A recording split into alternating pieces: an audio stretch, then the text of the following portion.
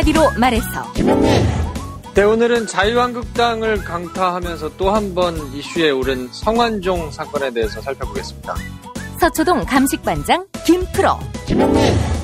오늘은 갑질 논란을 빚었던 롯데하이마트 이동우 대표가 이사회에서 대표직을 재신임받았다는 소식을 전해드리겠습니다. 이완배 기자의 경제의 속살. 오늘은 신용복 선생의 감옥으로부터의 사색에서 몇 구절 읽어보겠습니다. 정선태 교수의 오늘을 읽는 책. 김용민 브리핑. 잠시 후 시작합니다.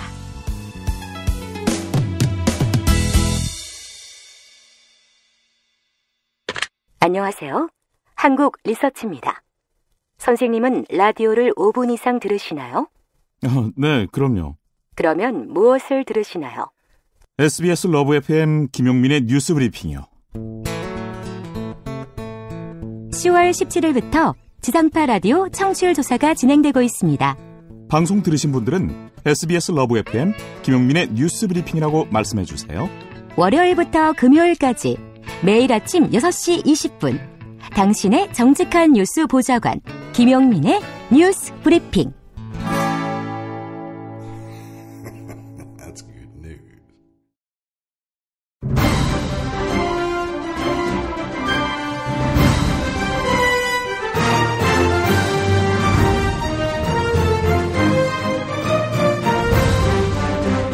김용민 브리핑.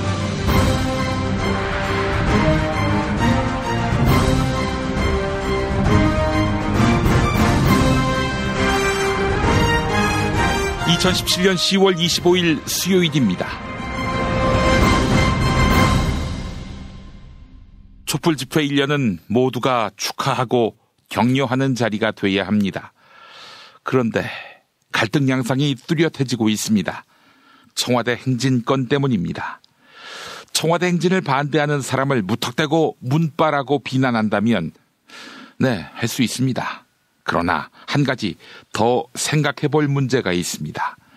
노무현 대통령에게 권력자의 옷을 입히고 왜 신속하게, 왜 과감하게 개혁하지 못하느냐며 두들겨 패던, 그리고 노무현 전 대통령 서거 후 지몬미 지켜드리지 못해 죄송하다며 통탄했던 시민들, 이들이 갖고 있는 트라우마 말입니다. 1년 전 촛불은 민주주의를 부정하는 세력에 대한 규탄과 함께 권력을 교체하는 목적이 있었습니다. 1년 후 촛불 또한 공들여 일으킨 민주정부를 잘 보존함으로써 정치적 암흑기로 두 번 다시 돌아가지 말자는 간절한 뜻이 있습니다. 그것이 청와대 행진 반대에 녹아있는 것입니다. 촛불 시민단체는 대동을 깨는 청와대 행진을 즉각 철회해야 합니다. 그리고 시민들이 걷기 힘들 것이다, 상황 통제가 어렵다, 이런 이유로 마다했던 여의도 행진을 즉각 수용해야 합니다. 논현동 이명박 씨 집 행진 또한 마찬가지입니다. 하시겠다고 하니 합시다. 촛불 시민단체의 노고와 고충을 모르지 않습니다. 인터넷에 일부 날선 표현이 있지만 저는 그것을 시민단체에 대한 또 다른 애정의 표시로 봅니다. 힘내시고 촛불 시민의 결집된 힘을 지키는데 앞장서 주기 바랍니다. 2016년, 2017년의 촛불은 우리 역사 대대로 빛이 날 위대한 역사입니다. 그 대동을 흐트러뜨리지 말아야 하겠습니다. 김보영 아나운서가 오늘의 주요 뉴스 준비했습니다.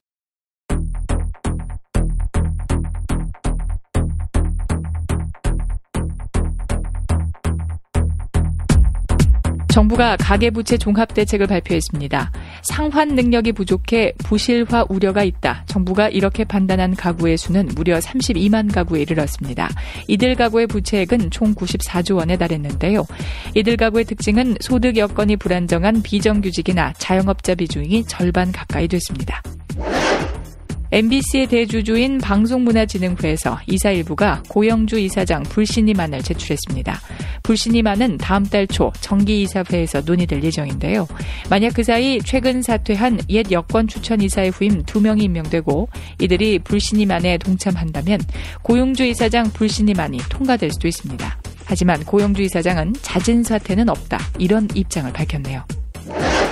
이명박 정부 시절인 2009년 국가정보원 직원이 국정원 수사개입 의혹을 보도하지 말아달라 이렇게 당시 고대영 보도국장에게 요청한 것으로 확인됐습니다.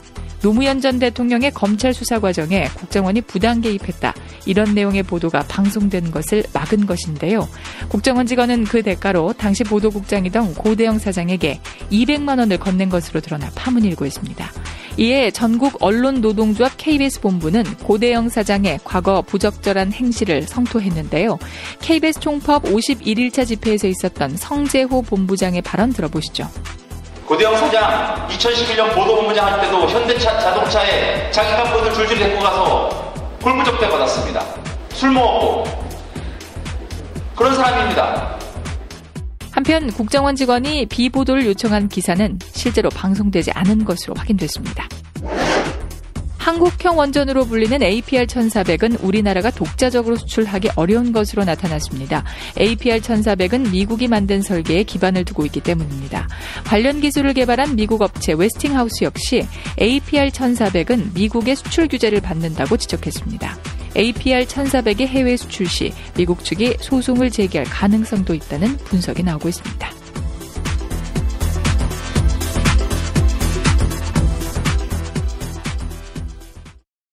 공익은 공공의 이익이라는 뜻입니다. 그렇다면 공익의 반대말은 무엇일까요?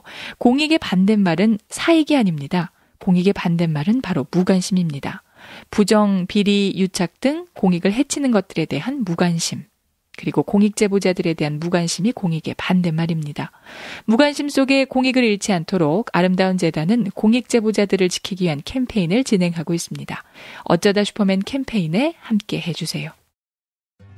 어디선가 나타나서 생명을 구하고 정의를 지키는 영웅, 슈퍼맨. 우리 주변에도 많은 슈퍼맨이 있습니다. 바로 공익 제보자입니다. 어쩌다 슈퍼맨이 되어야만 했던 그들에게 세상은 따뜻하지 않았습니다. 수많은 생명을 살린 2명의 간호조무사는 권고사직을 당했고, 장애인의 인권을 위해 싸운 선생님은 결국 사직했습니다. 어려움을 감내하고 있는 슈퍼맨들에게 이제 우리가 감사를 전해야 할 때입니다. 시민사회 지지 캠페인 어쩌다 슈퍼맨에 함께해 주세요. 아름다운 재단. 충남 금산의 넓은 인삼밭, 정성농장을 일군 농부아버지 이정열 씨. 자연은 노력한 만큼 내어준다. 그 자연의 마음을 알기에 정성농장을 더불어 일구는 아들 이성규 씨도 아버지에게 배운 것처럼 정직하고 또 성실하게. 정성농장 홍삼은 인삼 재배부터 가공 판매까지 모두 책임지고 있습니다. 그래서 대한민국 1등 품질을 자부합니다. 검색창에 정성농장 홍삼을 검색해주세요. 정성농장 홍삼. 전화문의는 010-9754-6972. 아, 이놈의 뱃살. 맞는 옷이 없네. 애돌보랴 일하랴 살 뺄 시간이 없네. 다시 날씬해지고 싶어! 다이어트 전문 쇼핑몰 비타샵에서 개발한 국내산 동결건조 생식과 통곡물에 3가지 단백질과 비타민, 미네랄을 더해 만든 다이어트 전용 그린 스무디를 추천합니다. 문의는 1522-6648, 1522-6648 혹은 검색창에서 비타샵을 검색해주세요. 중국 대륙에 휘몰아친 충격 정치 실화 13억분의 1의 남자. 아사히 중국 특파원이 목숨 걸고 취재한 시진핑 권력 승기의 비밀, 그 풀스토리 13억분의 1의 남자. 만년 지방관리가 어떻게 국가주석이 되었을까? 궁지에 몰린 장점은 시진핑에게 살려달라 전화를 건 이유는 보시라이와 저우융캉이 획책한 쿠데타, 그 실상은. 리얼 정치 활극을 직접 확인하세요. 13억분의 1의 남자. 도서출판 레드스톤. 찬바람이 싸늘하게 불어올 때는 따뜻한 새싹당 콩차, 풍부한 아스파라긴산과 레스베라트롤, 그리고 그 어떤 차도 따라올 수 없는 고소한 맛. 따뜻한 새싹당 공차로 하루를 시작하면 참 좋습니다. 이런 환절기에 기분 좋은 차 한 모금 새싹당 공차. 티백 2+1 행사는 계속됩니다. 새싹당 공차는 인터넷 전창걸몰닷컴에서 구매하실 수 있습니다. 전화 구매는 070-8635-1288 070-8635-1288. 서초동 감식반장 김프로.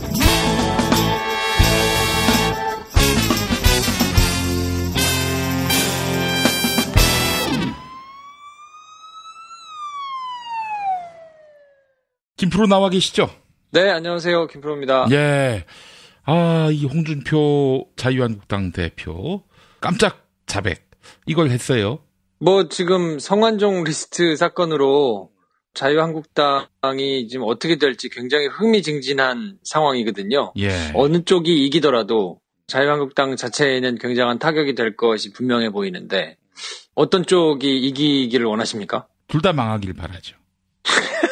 둘 다 아주 고약한 사람들이에요. 제가 봤을 때는 정치하지 않는 게 본인과 그 가족을 위해서도 필요하다고 봅니다. 홍준표 대표 같은 경우에는 이제 2심에서 무죄 판결을 받았기 때문에 그거를 들어서 이제 나는 억울한 수사를 당했던 사람이고 전 정권에 뭔가 좀 끝발이 있는 사람들은 전부 수사받고 그냥 기소도 안 됐는데 나만 억울하게 기소가 돼가지고 결국은 무죄를 받았다. 뭐 이런 스탠스로 이제 여태까지 큰 소리를 쳐왔고. 예. 근데 갑자기 적폐청산 하는 과정에서 적폐청산이라고 좀 그렇고요. 친박청산을 하는 과정에서 갑자기 튀어나왔죠. 저쪽 반대쪽에서 내가 이거 까면 다 죽을 텐데 괜찮겠어? 라고 지금 얘기를 하면서 서청원 의원이 들고 나온 걸로 지금 한참 싸움을 하고 있습니다. 그러니까 한마디로 다시 한번 정리해 보면은 이 윤승모라는 사람이 있어요. 동아일보 기자 출신이고 나중에 이제 경남기업 부사장을 지냅니다.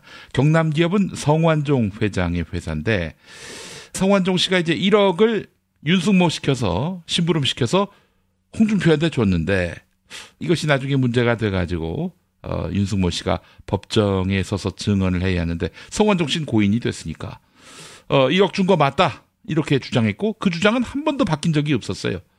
그래서 1심에서 홍준표는 그야말로 정치 생명의 종지부를 찍을 판결을 받았는데 2심 가서 엎어졌어. 홍준표 무죄로 나온 거지. 그래서 지금 3심 대법원에 이제 넘어간 상태인데 이 와중에 이제 서청원 씨가 윤승모가 이제 자기 측근이기도 했어요. 그래서 이제 측근인 윤승모가 자꾸 홍준표에게 위협이 되니까 홍준표가 서청원한테 전화한 거야. 나한테 불리한 증언을 하지 말아달라고. 이게 이제 서청원의 주장 아닙니까? 그런데 이제 홍준표는 나는 그렇게 얘기한 적이 없다. 왜 억울하게 윤승모가 나를 모함하는지 모르겠다라는 식으로 이제 서청원한테 전화했다는 것이 어제 했던 자백 아니겠어요? 네, 그렇죠. 근데 이제 이게 본인 나름대로 이제 정치를 오래 했고 또 검사 출신이고 하니까 예. 정말 책 잡힐 만한 표현을 안 했을 가능성도 저는 좀 있다고 생각해요. 왜냐면 이게 어떻게 될지 모르니까 또 통화하는 거를 녹음할 수도 있겠다라는 생각을 했을 거 아닙니까? 아주 친하게 지내는 사이라고 보기는 어렵잖아요. 서청원 의원은 뭐 전형적인 친박이고 자기는 이제 친박이 아니어서 뭔가 타깃이 됐다 이렇게 생각을 할 테니까 읍소를 하더라도 표현에 있어서 조금 자기한테 정말 빼도 박도 못하게 불리한 이런 표현을 사용하면서 그렇게 도와달라고 했을까 싶은 생각은 조금 드는데 지금 서청원 의원 쪽에서는 녹취록이 있다. 내가 다 녹음해놨거든. 녹음해놓은 거 까면 이거 불리할 텐데 라고 지금 얘기를 하는 거라 예. 홍준표 대표 같은 경우에는 이걸 녹취를 하지는 않았을 거란 말이에요. 보통 자기가 부탁하면서 녹음을 하지는 않으니까. 그래서 자기가 정확한 표현을 어떻게 했는지 지금 가물가물한 상태일 거기 때문에 일단 이 상황에서 그런 취지가 아니었고 오히려 내가 억울하니까 왜 그러느냐라고 따져 물으려고 전화를 했다라고 얘기를 하면서도 한편으로는 조금 지금 기가 캥기는 이런 상황이지 않을까. 그래서 만약에 서청원 의원이 정말로 통화를 하면서 그걸 녹음을 해놨다 그러면 이제 상황에 따라 가지고 홍준표 의원이 확 접고 들어가거나 왜냐하면 이거를 홍준표 의원한테 물밑 접촉을 하지 않은 상태에서 이걸 까는 거는 쉽지 않을 거란 말이에요. 예. 일부라도 보여주거나 들려주거나 이렇게 이제 하겠죠. 그래서 홍준표 대표가 확 본인이 했던 거를 접고 들어오는, 그래서 뭔가 이렇게 스탠스가 완전히 180도 뒤바뀌는, 내지는 뭔가 명분을 조금 만들어가지고 그렇게 자기가 지금 주장하고 있는 거에서 한 발 물르는 게 되면, 아, 분명한 물증이 있구나라고 보시면 될 것 같고, 예. 만약에 서로 으름장만 놓는 게 계속된다 그러면 예. 아마도 녹취록은 없고 시끄러운 것만 계속될 텐데, 그러면 홍준표 대표가 오히려 역정을 내면서 전세가 친박 청산 쪽으로 갈 가능성이 높다고 봐야 될 겁니다. 일단 홍준표 대표는 가장 해명하기 좋은 게, 나는 서청원하고 통화 안 했다, 이거 아니겠어요? 그런데 지금 서청원하고 통화한 거는 맞단 말이지. 그래서 슬쩍 녹취가 없다는 이런 믿음으로 빠져나갈 구멍을 만들어 놓은 것이 아닌가, 이런 생각이 들고요. 근데 실제로 그걸 녹음을 했고 녹취를 했는데, 지금 홍준표가 자백한 내용과는 달리 정말 서청원한테 삭삭 빌면서 제발 윤승무한테 증언 좀 번복하게 해주세요, 뭐 이런 식으로 이제 얘기한 것이 드러난다? 이거 완전 좆되는 거지, 그러면 그때는. 그럼요. 그러면 아마 본인 정치 생명이 이제 끝난다고 봐야 될 거고, 그렇게 되면 당장 이제 대법원 가가지고 뒤집힐 거예요. 예, 그렇죠. 대법원은 이제 법률심이기 때문에 사실관계를 놓고 다투지는 않지만, 예. 이렇게 사실관계가 완전히 뒤집힐 만한 새로운 증거가 발견이 되면 파기환송 되거든요. 그러니까 지금 홍준표 대표 같은 경우는 복병을 만났죠. 핵심적으로 돈을 전달했다는 사람이 1심에서는 내가 돈을 줬어요 라고 얘기를 했기 때문에 유죄가 나왔는데, 예. 그 사람의 진술이 뭔가 달라지고 번복이 되면서 2심에서는 어쨌든 돈을 준 사람은 이제 고인이 되셨으니까 그 사람이 써놓은 유서 뭐 이런 걸 이제 정황 증거로 사용해가지고 전달한 사람이 전달했다라는 것 때문에 유죄가 받았다가, 그 전달했던 남아있는 한 사람이 말을 바꿈으로 인해서 이제 무죄를 받았는데, 예. 만약에 그거를 부탁에 의해서 이 사람 좀 진술을 바꿔달라고 회유한 걸로 만약 드러나게 된다 그러면 뭐 정치 생명과 더불어서 실형을 또 선고받을 거기 때문에 지금 하여튼 굉장히 속이 탈 겁니다. 근데 상식적으로 녹취를 하겠나, 녹음을 하겠나라는 생각으로 지금 막 머리를 서로 굴리고 있을 거거든요. 예, 예. 만약에 이제 녹음이 없는 상태인데 녹음을 했다고 뭐 시쳇말로 뻥을 쳤다 그러면 이제 어쨌든 치킨 게임을 한동안 해야 될 거란 말이에요. 예, 예, 예. 그러면 이제 하루 이틀을 보면서 홍준표는 일단 으름장을 놓고, 무슨 소리냐, 내가 무슨 뭐 부탁을 하냐, 내가 오히려 억울해가지고 전화해서 따졌지라고 얘기를 해놨는데, 서청원이 정말로 녹음한 파일이나 녹취록을 가지고 있다면 분명히 뒷선으로 전달을 할 거예요. 그 일부 뭐 이렇게 되는 것들을. 예. 그렇다 그러면 접고 들어와야죠. 대신에 이제 부탁을 하겠죠. 대신에 여기서 내가 갑자기 꼬리를 낮추고 들어가면 이상하지 않느냐. 그러니까 뭔가 나한테도 명분을 좀 주고, 그럼 내가 뒷정리를 잘 할 테니까 그렇게 합시다라고 아마 손을 잡고는 적당한 명분이 뭔가 생기면서 갑자기 입장이 좀 정리되면서, 그럼 뭐 보수 화합이든지, 예. 아니면 이런 식의 분란은 좋지 않다고 하든지, 서로 한 발씩 양보하는 모양새든지 뭐 이런 걸 취하면서 이제 가지 않겠어요? 근데 그렇게 된다 그러면 분명히 녹취가 있는 거라고 봐야 되고요. 그렇죠.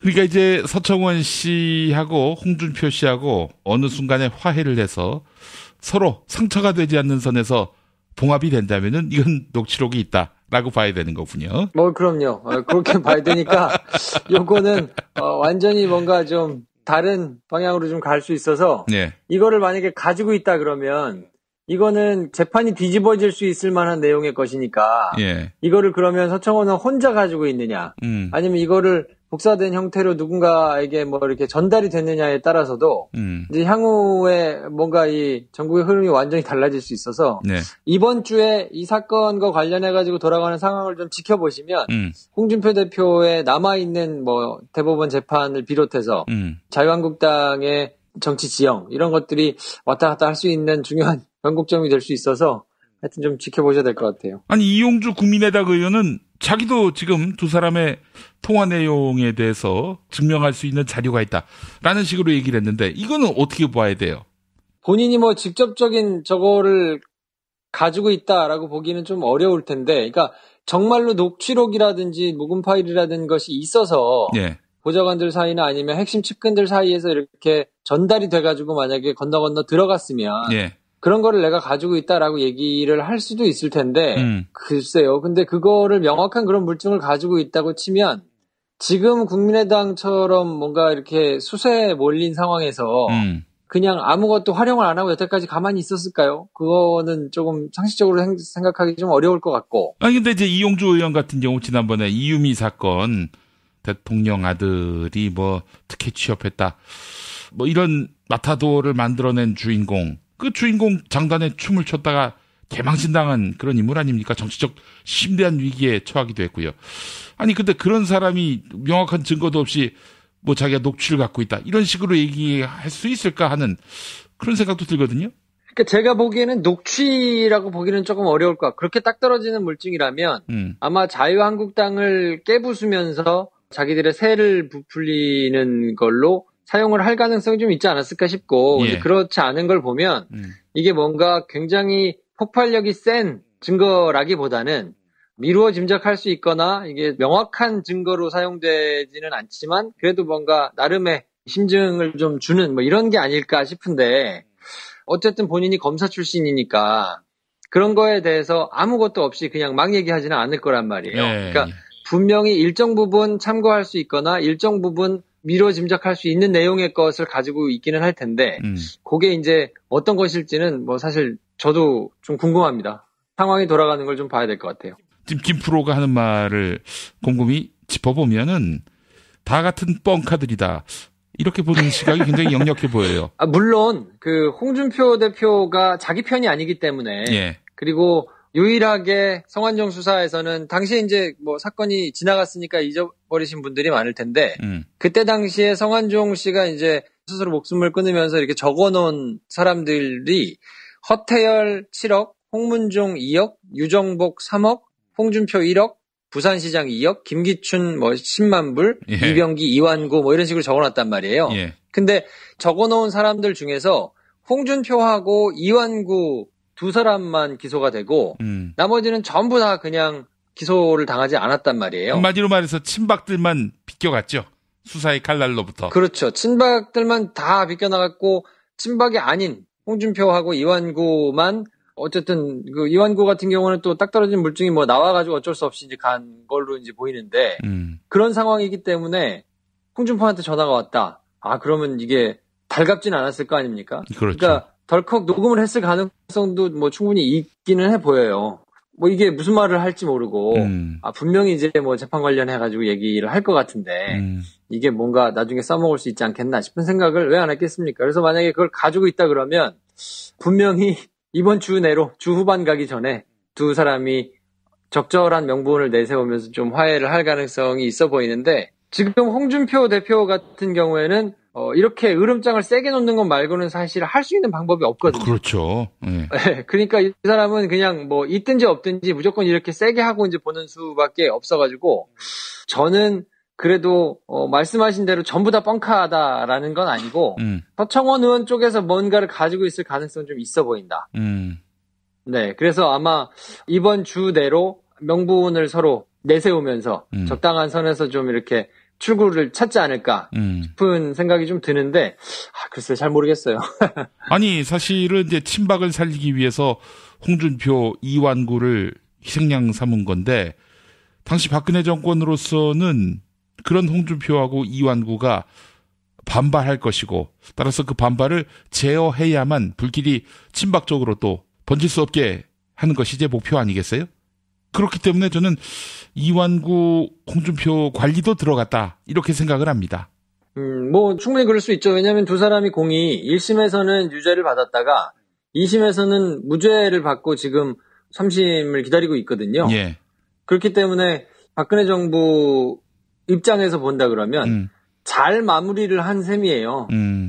친박인 사람들은 모두 구제를 해주고 친박이 아닌 사람들만 1심에서 유죄를 받았다가 시간이 한참 지나서 뭐 스멀스멀 2심에서 무죄를 받았단 말이에요. 그러니까 정권 차원에서는 쭉 길게 보면 사실 지금 박근혜 최순실 게이트가 터졌기 때문에 이 난리가 났지만 그렇지 않은 상황이라 그러면 그냥 지나가면서 모두가 다 해피한 상황이 될 수 있었거든요. 그러니까 아마 이 상황에서는 서로 나름대로 뭔가를 다 가지고 있을 가능성이 좀 있어 보이는데 지금 뭐 서청원 의원 같은 경우에는 친박이 이제 완전히 자기들이 뭐 정치적으로 이제 떨어져 나와야 되는 상황이니까 예. 지금 뭐 잃을 게 없다고 판단을 하겠죠. 뭐 나를 이렇게 대해? 그래? 그러면 다 같이 죽자. 뭐 이렇게 지금 들고 나온 셈이라서 뭐 정치에 달코 다른 사람들이기 때문에 능구렁이들 같이 막 엎치락뒤치락 하고 있지만 이거를 그러면 또 어떻게 밟고 지나가는지 하여튼 저는 좀 굉장히 좀 유심히 좀 지켜볼 생각입니다. 아, 이번 주가 중대 고비다. 그렇죠. 이번 주가 지났는데도 둘이 화해를 안 한다. 그러면 카드는 없는 거예요. 아, 카드가 없다 하면 녹취가 없다? 그렇죠. 녹취나 뭐 딱 떨어지게 그렇게 할 수 있는 게 없는 거예요. 그러면 이제 녹취록이 없다 그러면 메신저를 공략하겠죠. 근데 이제 만약에 그렇게 된다 그러면 뭔가 자기가 법정에 나가가지고 진술을 바꾼 것 때문에 불이익을 받지 않을까 싶은 생각도 이제 들 수 있을 거거든요. 예. 그러면 이제 서청원 의원 쪽에서는 어쨌든 그래도 자기 신복이니까. 근데 어쨌든 그거는 좀 자연스럽진 않은 것 같아요. 왜냐면 그쪽을 구워 삶아가지고 그럼 내가 진술을 바꿔서 저 사람한테 좋게 해줬다라는 거를 자백하고 나온다? 그러면 처벌받을 거 아닙니까, 이 사람도? 그렇죠. 근데 돈을 아무리 많이 준다 그래도 그게 그렇게 되기가 쉽지는 않아 보이고, 그러면 녹취록이 딱 떨어지게 없는 상황이라 그러면 여기서는 홍준표 대표가 이길 가능성이 아무리 봐도 높기 때문에 오히려 역정을 내고 으름장을 내면서 그냥 쌩 하고 지나가고 친박들은 딱 청산이 되고 뭐 이런 그림이 그려질 가능성이 좀 크지 않나 싶은데요. 아, 그러면 지켜보시죠. 이제 친박 세력들은 완전히 나락으로 떨어지게 되는 건데 만약 정말 녹취가 있어서 홍준표를 날린다? 그럼 친박은 또 기사회생이 되는 것이고요. 어차피 지금 친박이 뭔가 자리를 차지하고 나와서 자기들이 그 세를 다시 기업화하는 거는 사실 뭐 좀 쉽지는 않은 상황이잖아요. 그러니까 그렇게 되면 뭐 자유한국당으로서는 최악일 텐데 저는 그래도 친박이 완전히 떨어져 나가는 것보다는 뭔가 큰 소리를 못 치게 한쪽에 이렇게 웅크리고 있는 것이 적폐 청산하는 데는 훨씬 도움이 되는 거 아닌가. 아, 그렇지. 뭐 이런 생각이 들긴 하거든요. 그래요. 이미지 변신을 꾀하지 못하게 만드는 것도 중요하죠. 뭔가 계속 센 발언을 하려고 그러는데 발목을 잡는 거예요. 발목을 잡으면서 뭔가 아킬레스건을 하나 쥐고 있으면 그러면 어쨌든 홍준표 대표는 얼마나 난감하겠습니까? 그렇죠. 그래도 자신의 정치적 생명을 이제 유지는 해야 되니까 마치 이제 김프로가 그만두겠다고 계속 목리를 부리면서 김용민의 발목을 잡는 거하고 비슷한 형국으로 계속 가지 않을까요? 아, 그래요. 그럼 난 또 이제 김프로의 녹취를 까야지. 나는 아이폰이라 녹음이 안 돼가지고 참 그게 기자 그만두고 그게 참 안 좋은 것 같아요. 그래요. 기자일 때는 안드로이드 썼군요. 기자일 때는 아이폰을 못 썼죠. 항상 이제 녹음을 해야 되니까. 그렇죠. 기자들은 대부분 아이폰을 잘 안 쓰거든요. 그래요. 아니 그 불편한 거 알면은 왜 애플은 그 녹음 기능을 추가 안 할까요? 참 이해를 할 수가 없습니다. 그게 이제 뭐 사적인 정책인 것 같아요. 아이덴티티인 것 같고요. 그냥 사생활 보호 내지는 뭐 이런 거에 본인들이 선봉에 섰다. 그래서 어쨌든 해킹도 쉽지 않은 뭐 어디서 FBI가 달라 그래도 안 준다. 뭐 이런 것들이 이제 본인의 정책이니까 그래서 하는 것 같은데 요게 저처럼 의뢰 입장에서 갑의 횡포에 녹음이 필요한 사람한테는 참 안 좋죠. 김프로 착각하지 마세요. 지금 김프로와 나 사이에 갑을 관계는 김프로가 갑이야. 무슨 착각합이에요. 이 소리. 말도 안 되는 소리를 하고 개별을 지금. 알겠습니다. 자, 김프로 오늘 수고하셨고 내일 또 뵙도록 하겠습니다. 네, 내일 뵙겠습니다. 여보, 우리 입맛도 없는데 시원한 국산 그래도 어때? 아빠, 밀가루 음식 먹으면 속 쓰려. 알았어. 내가 남도 먹거리 쇼핑몰에서 한 방에 해결하지. 남도 먹거리 쇼핑몰의 국민건강 프로젝트. 100% 우리 쌀로 만든 현미 쌀국수와 현미 누룽지로 가족의 건강을 책임집니다. 남도 먹거리의 다양한 꾸러미 상품을 만나보세요. 포털 검색창에 남도 먹거리를 검색하시거나 주문 전화 1544-1669, 1544-1669로 전화주세요. 운전자를 위한 꿀팁 7,000원 운전자 보험 카페. 알고 계세요? 교통사고가 나면 형사 합의금, 벌금, 변호사 비용 이거 자동차 보험에서는 보장 못해요. 운전자 상해까지도 책임져드리는 7,000원 운전자 보험 카페. 버스, 택시, 트럭 등 영업용 차량 운전자를 위한 12,500원 운전자 보험 카페도 있습니다. 실손, 부모님 건강, 자녀 보험도 안내해드립니다. 02849-9730 연중 무휴라 언제든 02-849-9730. 어머님, 아버님, 오래오래 건강하세요. 개업 축하합니다. 온세다 잠드소서. 결혼을 축하합니다. 형부, 우리 언니 반품은 안 됩니다. 차장 승진하신 주과장님, 주차장 되신 거 축하해요. 우리 같이 산 게 벌써 7년이나 됐네. 썩 짜릿했던 시간이었어. 태어나서 처음으로 여자에게 보내는 꽃이야. 너랑 닮은 꽃. 생일 축하해. 사랑과 축하, 위로가 있는 곳에 좋은 사람과 플라워. 1566-0263 1566-0263입니다. 한글도 남보다 빨리 깨치고 참 똑똑했는데 갈수록 실력이 뒤처지는 것 같아 걱정이에요. 혹시 초등학교 교과서 본 적 있어요? 어려운 어휘가 너무 많아요. 학교에서는 어휘 개념을 하나하나 설명해 줄 시간이 정말 부족하잖아요. 그럼 어떡하죠? 내 아이의 어휘만큼은 내가 책임져야죠. 어휘 공부의 정석. 초등어휘 3000, 초등어휘 5000. 검색창에 초등어휘 3000을 쳐보세요.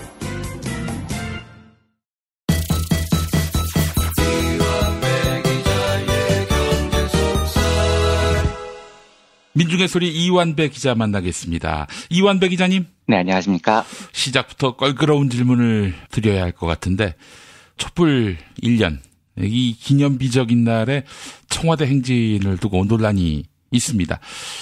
이완배 기자님은 어떻게 생각하세요? 동의하지 않습니다. 아, 그래요? 아니, 촛불 1주년 주최하는 단체에서는 문재인 대통령에 대해서 날을 세운다든지 비판하려는 의도는 없다, 이렇게 얘기하고 있는데도 반대 입장이신 거군요. 뭐든지 저는 그렇게 생각을 합니다. 내가 아무리 옳다고 생각을 해도요, 우리가 믿고 따라야 되는 시민들이 아니라고 하면은 깊게 재고를 해봐야죠. 그리고 정말로 청와대에 항의할 뜻이 있으면은 몰라도요, 청와대에 항의할 뜻이 있는 사람들은 청와대로 행진하는 것에 대해서 저는 반대하지 않아요.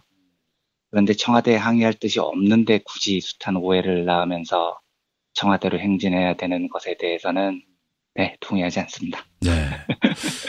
거꾸로 문재인 대통령이 촛불 시민들에게 청와대로 오시라 이렇게 초청한다면 또 얘기가 달라지겠죠. 그럼 전혀 다른 이야기죠. 그러면은 초청받았으니까 예. 우리가 뽑은 대통령이 우리를 초청했으니까 기쁜 마음으로 가볼 수는 있을 것 같습니다. 그런데 궁극적으로 청와대로 행진을 한다는 것이 항의라는 느낌을 시민들이 가지고 있다면 분명히 하는 게 필요하죠. 예를 들면 항의한다는 뜻이 있으면 가는 거고요. 그럼 이제 그런 분들이 뜻을 맞춰서 가면 되는 거고, 예.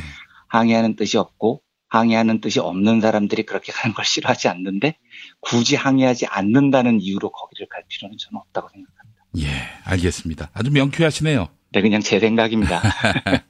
알겠습니다. 네. 자, 오늘 어떤 이야기 해볼까요? 예, 오늘은 9월에 한번 소개해드린 적이 있는데요. 롯데 하이마트 가전제품 파는 것이죠. 네. 여기 대표고 갑질 논란을 크게 빚었던 이동우라는 사람이 있어요. 예. 그런데 이 이사회가 열렸는데 유임 결정이 났습니다. 이동우가 사표를 제출을 했는데 이사회에서 반려를 한 거죠. 이게 이사회가 언제 개최됐는지도 잘 모르고 뒤늦게 알려졌다 이렇게 보도가 됐어요. 그러니까 몰래 이사회를 개최를 해서 이 사람 사표를 반려를 한 모양입니다. 뒤늦게 밝혀졌다라는 보도를 보니 보도 자체도 지금 크게 안 되고요. 또 요즘 하도 여러 논란이 있다 보니까 이동우가 누군지 사람들이 금방 잊어먹죠. 예. 그러다 보니까 이제 이따위 인간이 유임된 사실이 많이 알려지지가 않았더라고요. 예. 그런데 저는 이 뉴스를 듣고 진짜 이동우가 유임됐다고? 라고 저는 한동안 말을 잊지 못했습니다. 이제 이 정도면 롯데는 막 나가자는 거죠. 이제 예. 시민사회가 뭐라고 하건 내 갈 길 꿋꿋이 가시겠다 이런 건데요. 소비자 사회를, 시민사회를 알기를 썩은 홍어 생식기 정도로 지금 보고 있는 겁니다. 네. 제가 그래서 마음을 단단히 먹었습니다. 그런데 마음을 단단히 먹은 건 제가 브리핑 말미에 말씀을 드리기로 하고요.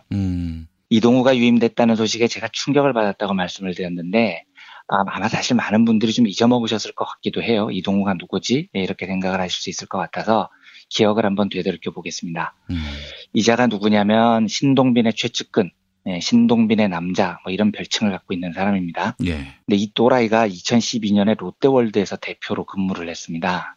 그런데 한 노동자가 머리에 염색을 했어요. 이분이 롯데월드에서 조리사로 근무했던 강동석 씨라는 분인데 머리 염색한 거 가지고 대표가 지랄을 해댄 겁니다. 흰머리가 자랑이냐, 대기업 다니는 사람이 대기업 다니는 사람들에게 행동해야지. 안 그만두면 어떻게 못하겠지. 뭐 대기발령 될 거야 하고 막 폭언을 한 게 녹취록으로 다 남아 있어요. 그리고 너 애가 셋이지 이러면서 이제 해고를 위협합니다. 근데 제가 여기서 대기업 다니는 사람이 대기업 다니는 사람답게 행동해야지라고 이동우가 말했다는 대목에서 너나 잘하세요 진짜 이런 생각이 들었습니다. 왜냐하면 이 사람이요 얼마나 엽기적이냐면 강동석 씨가 이제 해고 위협을 느끼고 머리를 다시 검은색으로 염색을 했어요. 그래서 이제 사진까지 찍은 다음에 이렇게 보낸 겁니다. 나 염색 풀었다. 까만색으로 다시 했다. 이거 얼마나 굴욕적입니까? 그런데 이 사람을 7개월 뒤에 앙심을 품고 강동석 씨가 머리에 헤어스프레이를 뿌린 모양이에요. 그걸 가지고 시비를 걸어서 정직 처분을 내렸습니다. 근데 제가 이해가 안 되는 게 머리에 헤어스프레이를 뿌리면 안 되는 건가요? 그러니까 헤어스프레이는 원래 헤어에 스프레이 하라고 나온 제품이에요. 그 제품을 헤어에 스프레이를 했다고 정직 처분을 내리는 건 뭐냐고요. 그런데 제가 더 이상한 건 이 이동우 대표라는 사람을 검색을 해보면은요. 검색창에 사진이 나오는데 머리에 기름을 덕지덕지 바르고 올백으로 넘긴 대표 사진을 이렇게 대표로 올려놓습니다. 남은 헤어 스프레이 뿌려서 정직이면은요. 머리에 기름 처바른 너님은 구속인 거죠. 그러면은요. 결국은 이 강동석 씨가 떠밀리듯 사직서를 냅니다. 그리고 이분이 인권위에 진정서도 내고 법원에도 소송을 냈는데 5년간의 법정 투쟁을 겪었는데 이제 아직도 회사에 복귀를 지금 못하고 계세요. 그런데 이 이동우라는 자가 이 신동빈의 신뢰를 받아서 승승장구를 해서 올해 롯데 하이마트 사장이 된 겁니다. 근데 여기 와서도 갑질이 그런 갑질이 없습니다. 이제 사장이 매장을 방문하면 직원들한테 보고를 시켜요. 그런데 모든 직원들한테 매장 실적 외웠냐, 각종 비품 몇 개냐 이걸 달달 외우는지 못 외우는지를 사장이 체크를 해요. 이 고문이죠, 고문. 아니 매장 비품하고 실적은 보고서 받아보면 되는 거잖아요. 근데 말이죠. 그런 관리자를 밑에 두면 마음은 참 편합니다. 왜요? 왜 그렇죠, 그거는요? 아니 디테일하게 다 아니까 완전히 상황을 다 장악했구나. 이렇게 생각할 수 있기 때문인데. 윗사람이 보고 편하다는 거죠? 그렇죠. 네. 그래서 신동빈이 예뻐하는 모양입니다. 그런 것 같습니다. 제가 봤을 때. 그리고 이 인간의 매장을 한번 방문하면 초토화가 된답니다. 정서 상태 불량, 복장 불량, 암기 수준 미달, 뭐 별의별 시비를 다 걸어서 직원들 보직 대기를 남발했다는 거예요. 그리고 이제 보직 대기를 당한 직원들 황당한 거, 스마트폰을 회수한답니다. 고등학교입니까? 핸드폰 압수하게. 세상에. 그리고 보직 대기 받은 직원들 책상 하나만 딱 배치하고 하루 종일 경위서만 자필로 작성하도록 지시를 했다는 거예요. 그러니까 제가 봤을 때는 그 상황을 장악하면서 사람을 장악하는 거죠. 그러니까 이 회사 분위기를 공포 분위기로 몰면서 꼼짝달싹 못하게. 이 악덕 기업주는 이런 관리자를 매우 좋아합니다. 그렇죠. 왜 이런 사람들을 좋아하는지 모르겠는데 그러면 뭔가 장악했다고 생각을 하고 이런 사람이 보고하면 듬직한가 봐요. 그렇죠. 네. 제가 왜냐하면은 그런 회사를 다녔거든요. 극동방송 있을 때요? 아니 사장님은 아주 인격적인 지도자. 그를 만나면 마음에 평화가 온다. 뭐 이런 책도 냈어요. 그 양반 이름으로. 그런데 말이죠. 그 관리자들은 이건 뭐 직원들 잡아먹지 못해서 안달인 그런 사람들. 이런 사람들만 둬서. 그러면 결국은 사장님이 그런 중간 간부들을 좋아하셨나요? 그렇죠. 다 그렇게 만들었어요. 제가 그때 느낀 건 뭐냐면은 어렸을 때였으니까 뭐 초짜였으니까 사장님은 훌륭하신데 이 간부들은 다 왜 이 모양일까 했는데 사장님도 그 모양인 거예요. 한마디로 그렇죠. 얘기해서. 근데 저는 사실 그 김용민 PD님께서 젊었을 때 당했던 고통을 절대로 폄훼하려는 건 아닌데요. 저는 김용민 PD님께서 극동방송에서 당하셨던 그 일에 대해서 극동방송에 조금 감사하는 면도 있어요. 그래서 한때 이회창을 찍으셨던 김용민 PD님이 지금은 뭐 진보의 제일 중요한 자산이 되셨으니까요. 아이고, 말씀하십니다. 아니 사실 그렇잖아요. 안 그러셨으면은 어쨌든 우리 진보 진영에서는 정말 유능한 그 소중한 김용민이라는 인재를 그래도 얻었을 것 같기는 합니다. 김용민 PD님께서는 언젠가는 진보적이셨을 것 같긴 한데 어쨌든 극동방송이 그 방아쇠를 좀 당겨준 건 제가 개인적으로는 김 PD님께서 당하셨던 고통과는 별개로 감사하게 생각하는 건 있습니다. 이 이동우라는 자 엽기적 행각 하나만 더 해보죠. 제가 이거 웃겨갖고 이런 사람들은 이상하게 꼭 자기가 먹는 뭐 탄산수, 자기가 먹는 오렌지 주스 이런 게 있나 봐요. 꼭 그 탄산수만 먹는답니다. 예, 근데 저는 진짜 나중에 한번 알아보고 싶어요. 이 사람이 꼭 그 탄산수만 먹는다는데 그게 롯데에서 나온 트랩인지 아닌지 확인해 보고 싶습니다. 딴 회사 제품이면 제가 신동빈한테 고자질 하려고요. 근데 어쨌든 이 사람은 어쨌든 자기가 먹는 탄산수 브랜드가 있답니다. 그런데 한 매장에서 신입사원이 모르고 그 탄산수를 마셨대요. 사장님 오는데 그 탄산수가 없어졌다는 거죠. 그게 뭐 대수라고. 사장님 마시는 탄산수 없어졌다고 매장에 CCTV를 돌렸답니다. 그걸 누가 먹었는지 찾아낸다고요. 그래서 신입사원을 적발을 해요. 그리고 박살을 냈다는 전설 같은 일화도 있습니다. 예. 더 엽기적인 거요. 이분 특기가 업무 보고를 받을 때 앞에 여직원들을 주르륵 배치를 한대요. 예, 여직원들이 있어야 업무 보고를 받는다는 겁니다. 예. 그리고 매장을 방문하고 나갈 때 그 매장에 계시는 여성 노동자들이 사장님한테 가서 막 아우 사장님 저희하고 사진 찍어요. 사인 좀 해주세요. 이렇게 스토리를 짜고 자기가 퇴장을 한다는 거예요. 이 전 하이마트 직원이 YTN의 한 말을 제가 그대로 읽어보겠습니다. 보도된 내용입니다. 여직원들이 가서 꼭 사진을 찍어달라고 해야 해요. 사장 얼굴이 캐리커처로 들어가 있어요. 거기 사인해달라고 해야 해요. 마치 연예인인 것처럼 이렇게 증언을 합니다.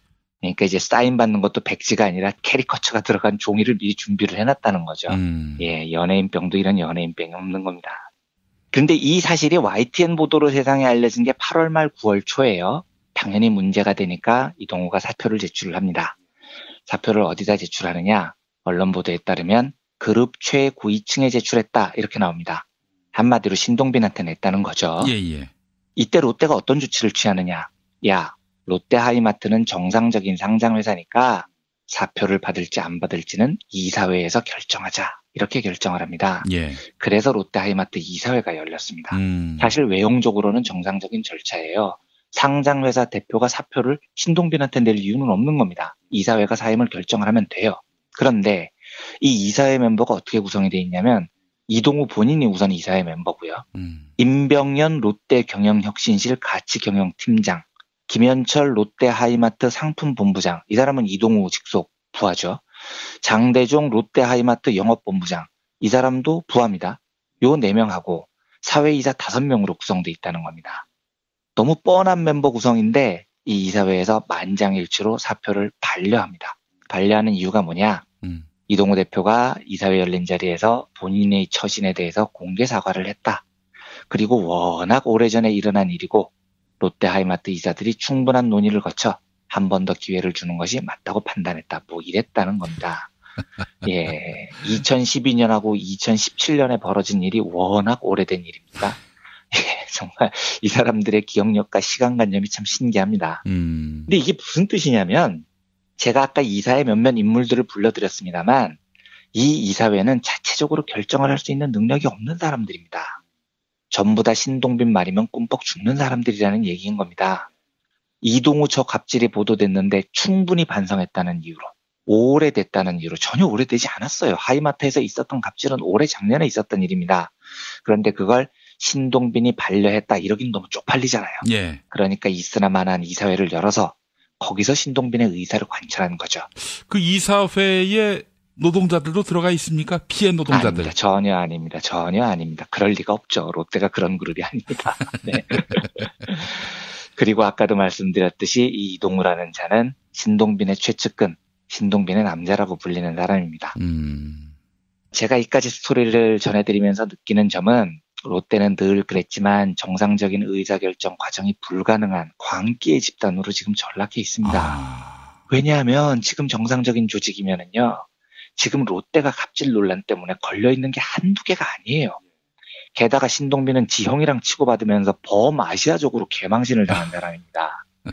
지금 걸려있는 중요한 갑질 논란만 해도 롯데 홈쇼핑이 걸려있어요. 이것도 소개 한번 해드렸는데 2014년에 검찰 조사 때 롯데 홈쇼핑 간부들이 사장부터 부문장까지 다 걸려들었습니다. 이혼한 전처 생활비 뜯어내고 내연녀 생활비 뜯어내고 아버지 도박빚 이런 거 전부 협력업체로 뜯어내서 검찰 수사 받고 다 유죄 판결 받았어요. 그래서 내년 상반기에 롯데홈쇼핑 방송 재승인 심사가 열립니다. 이게 반드시 문제가 됩니다. 이 과거 문제가요. 그래서 잘못하면 저는 내년에 진짜 롯데홈쇼핑 문 닫아야 될 일이 생길 수도 있다고 생각을 하는 사람이에요. 이게 얼마나 절박한 상황입니까? 그룹에서요. 게다가 공정위는 지금 굉장히 엄정한 김상조 위원장이 계시죠. 사정이 이 정도 되면요. 신동빈이 이동우를 아무리 예뻐라 해도요. 잘라야 됩니다. 근데 그걸 못 잘라요. 이유는 하나예요. 신동빈이 예뻐라 한다는 거 아니겠습니까? 이사가 9명인데 이 9명 중에 단 한 명도 이번에 이러면 안 됩니다. 이번에 여론을 생각해서라도 사표 받아야 됩니다. 이 말 한마디를 아무도 못하는 거예요. 예, 그러니까 만장일치로 사표가 반려가 되는 겁니다. 정상적인 의사결정 시스템이 완전히 붕괴된 조직이라는 거죠. 이 문제를 경제학적으로 한번 살펴보겠습니다. 예. 정보경제학에서는 이걸 예스맨의 경제학이라고 하는데요. 상상력을 한번 동원을 해보죠. 신동빈이요. 이동우 갑질 소식을 듣고 또 사표를 냈다는 소식을 들었어요. 그래서 이제 그룹 핵심 측근들을 모아놓고 물어봅니다. 야, 이동우 걔 사고 쳤다며 어떻게 할까? 자를까? 살려줄까? 이렇게 물었다고 쳐보죠. 그러면 연봉을 수억 원에서 수십억 받는 그 롯데그룹 핵심들이 신동빈 옆에서 서 있으면서 뭐라고 답을 했을까요? 그러니까 우리는 실제로 그 사람들 사이에서 어떤 대화가 오갔는지 모릅니다. 근데 추측을 해볼 수 있어요. 어휴, 회장님 살려주셔야죠. 지가 반성했대잖아요. 오래전 일인데요. 그리고 여론도 별로 안 나빠요.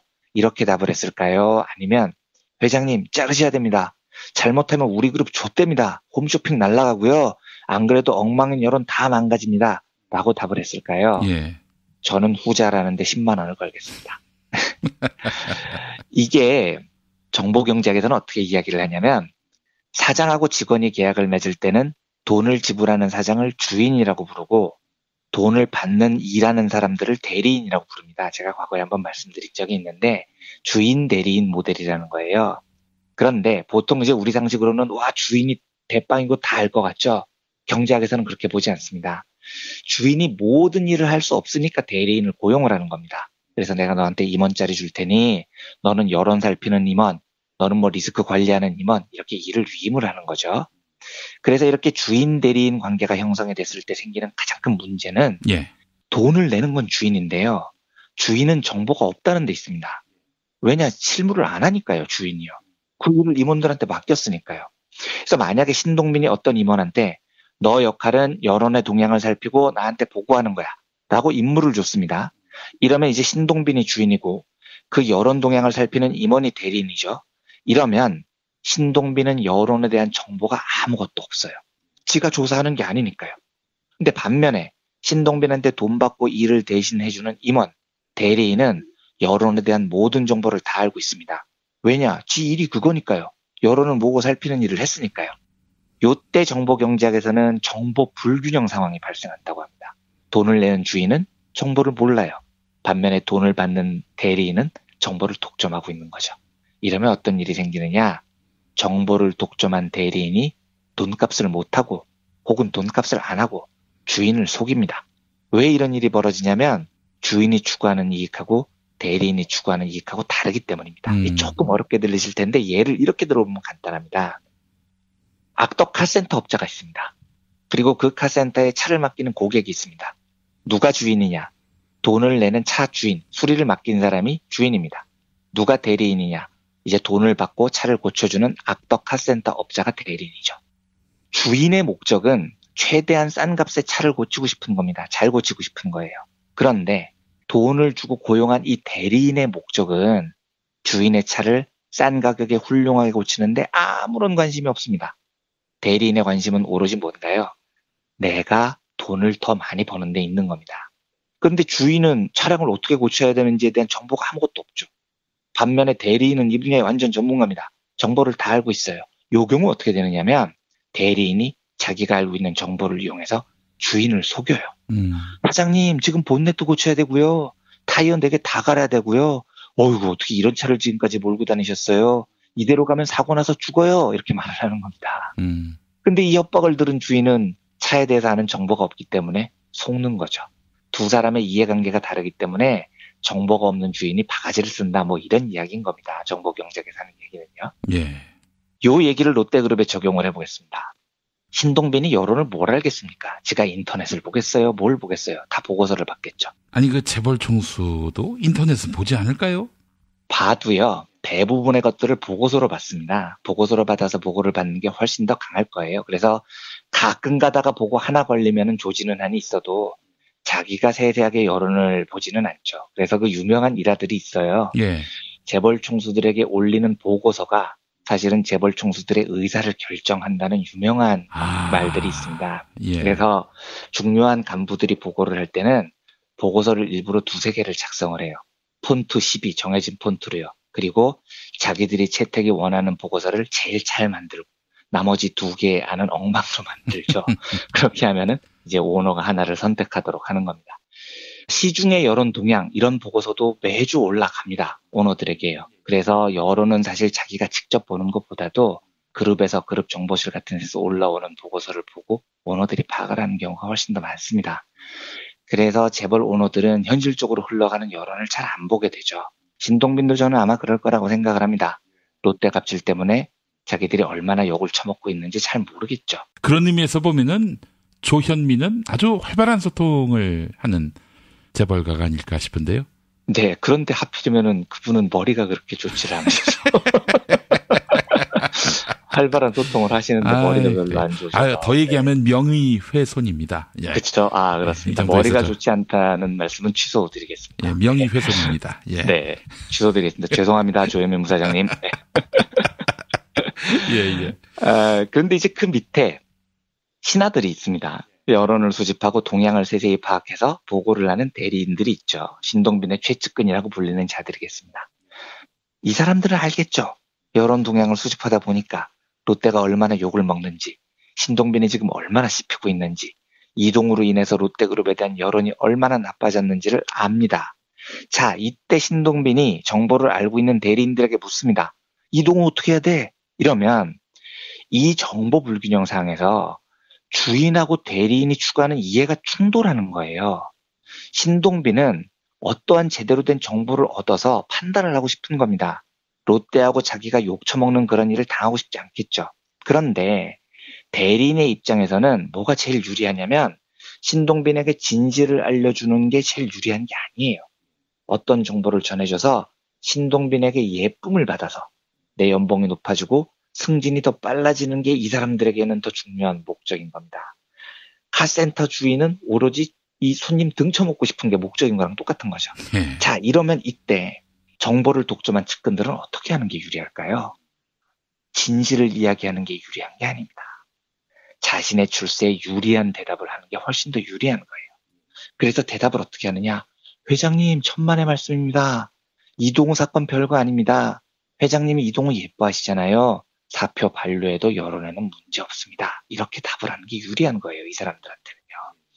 진실을 말하는 측근이 아니라 예스맨이 되는 게 대리인에게 더 유리하다는 거죠. 요 예스맨 이론을 발전시킨 경제학자가 니스 프렌더게스터라는 시카고 대학교 교수인데요. 예. 2014년에 예스맨에 관한 이론, A Theory of Yesman이라는 논문에서 이렇게 이야기를 합니다. 한번 읽어보겠습니다. 대리인이 주인에게 진실을 이야기하지 않는 이유는 주인이 평소 자기가 듣고 싶어하는 말을 하는 사람을 더 좋아하기 때문이다. 따라서 이런 사실을 간파한 대리인은 주인에게 진실을 말하지 않는다. 그보다 사탕 발림을 하는 게 자기에게 유리하다는 사실을 누구보다 잘 알기 때문이다. 즉, 주인이 주관적인 평가 지표에 의해서 듣고 싶은 말을 듣는 것을 더 좋아할수록 대리인은 주인에게 하부만 늘어놓을 수밖에 없다. 이렇게 이야기를 합니다. 그러니까 프렌더게스트의 이론을 신동빈한테 적용하면 사태는 굉장히 간단해지죠. 수억 원 연봉을 받는 측근들 중에 아무도 회장님, 이동우 잘라야 됩니다. 우리 여론 너무 안 좋습니다. 갑질 문제 심각합니다. 라고 말하지 않는 이유는 평소 신동빈이 자기한테 듣기 좋은 말만 해주는 대리인들을 좋아했기 때문입니다. 아까 그 극동방송 사장님 같은 분인 거죠. 밑에 사람들이 자기한테 자기 듣기 좋은 얘기만 하는 걸 좋아했기 때문에 그 사람들이 그렇게 해서 살아남을 수 있는 거예요. 그러니까 지금 이사회를 열었는데 무려 만장일치로 오래전 일이고 이동우가 반성을 했다는 이유로 용서를 하는 사태가 벌어지는 겁니다. 프렌더게스트 이론의 핵심은 이겁니다. 주인이 대리인으로부터 진실한 정보를 얻지 못하는 이유는 한마디로 니 탓이라는 겁니다. 니 탓. 예. 신동빈, 네가 애초부터 진실을 추구하고 쓴소리하는 참모들을 옆에 두지 않고 수억 원씩 연봉을 주면서 고작 옆에 두는 참모들이랍시고 있는 놈들이 회장님 말씀이 옳아요 하는 놈들만 두고 있으니까 지금 이 사태가 벌어진 겁니다. 지금 이렇게 하다가 폭망한 사람이 하나 있습니다.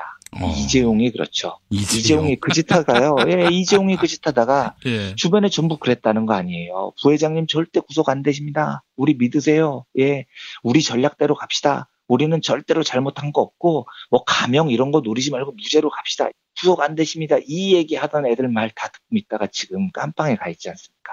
이재용에게 평소 충언을 듣는 습관이 있었다면 사람들 누군가가 충언을 해줬겠죠. 구속될 수 있습니다. 우리 1심에서 구속 형량 각오하고요. 지금부터 유죄 인정하고요. 어떻게든지 정상 참작 전략으로 나갑시다. 이렇게 얘기를 했었으면 훨씬 더 좋은 결과를 얻을 수 있었을 텐데 이재용은 그 말을 듣기 싫었던 거예요. 그러니까 이재용 주변에는 아부하는 회장님, 부회장님 구속 안 됩니다. 이 말만 하는 사람들을 옆에 두고 있으니 지금 저렇게 폭망해서 지금 깜빵에 있는 겁니다. 우리가 신동빈에게 이제 이 사실을 가르쳐줘야 될 때가 왔습니다. 이재용이 진실을 듣고 싶어 하지 않고 아부만 하는 대리인들을 옆에 뒀다가 지금 저 감옥에 갇혔던 것처럼요. 우리 시민사회가 응징을 했던 것처럼 신동빈에게도 이제는 진실을 알려줘야 됩니다. 네가 하고 있는 그 짓, 네 주변 사람들이 늘어놓는 우린 괜찮아요 회장님 잘 되고 있어요 이동호 살려줘도 큰 문제 없어요 따위의 사탕 발림을 믿고 있던 신동빈에게 거칠게 얘기해서 인생 쓴맛 한번 보여줘야 되는 겁니다. 저는요 이 방법이 우리 시민사회가 해야 될 의무가 있다고 생각을 합니다. 어떤 거냐면 제가 방송 초반에 결심했다고 말씀드린 부분이 이건데 내년 상반기에 롯데홈쇼핑 재승인 심사가 열립니다. 저는 기자로서요 또 시민의 한 명으로서 갑질의 대명사였던 롯데그룹, 롯데홈쇼핑의 재승인이 얼마나 부당한지를 알리는 일에 내년 상반기 심사를 앞두고 혼신의 힘을 다하려고 합니다. 그래서 제가 미리 고개 숙여서 청취자분들께 양해를 구하는 건 내년 재승인 심사가 다가오면 제가 기사로 혹은 방송으로 롯데홈쇼핑 왜 재승인돼서는 안 되는지에 대한 이야기를 되게 많이 드리려고 합니다. 부디 부탁드리건대 한국 유통업계에 만연한 갑질들 그리고 그 선두에 서 있는 오만방자한 롯데에게 우리 시민사회가 정의가 무엇인지를 가르쳐줬으면 좋겠습니다. 저희 청취자분들께서도 많이 도와주시고 롯데홈쇼핑 재승인 반대에 대한 여론을 모아주시기를 간곡히 고개 숙여 부탁드립니다. 그래서 만약에 내년에 재승인 심사에서 우리 시민사회의 힘으로 정의로운 응징을 성공할 수 있다면 저는 유통업체에 아주 뿌리 깊게 박혀있던 이 만연해 있던 갑질을 굉장히 나은 수준으로 끊을 수 있는 중요한 계기가 될 거라고 저는 믿습니다. 예. 내년 재승인 심사 때 저희 청취자분들께서 많은 관심을 가져주셨으면 좋겠습니다. 예. 나쁜 중간관리자 보시면요. 오너가 참 이상한 놈을 곁에 뒀구나. 이렇게 생각하지 마시고요. 그 나쁜 중간관리자보다 못했으면 못했지 나을 리 없다. 오너는 더 나쁜 놈이다. 이렇게 생각하시는 것이 제일 옳을 것 같습니다. 네 잘못입니다. 다 네 탓이고요. 오너 잘못인 겁니다. 신동빈에게 면책하지 마시고요. 신동빈의 그런 악덕 경영의 소산이다. 이렇게 보시면 가장 정확할 것입니다. 알겠습니다. 오늘도 이완배 기자님께 귀한 지혜를 얻었습니다. 말씀 감사합니다. 네, 감사합니다.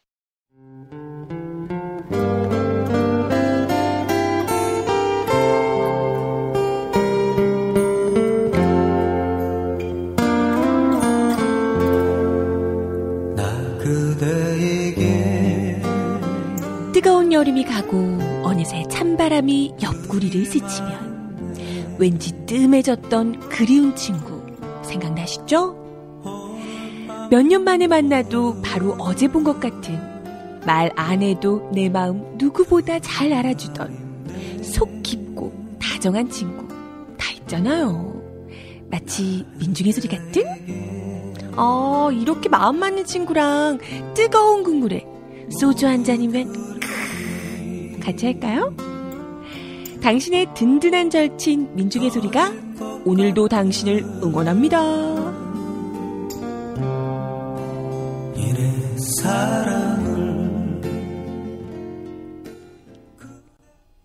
민중의 소리 후원 전화 1661-0451 1661-0451 민중의 소리.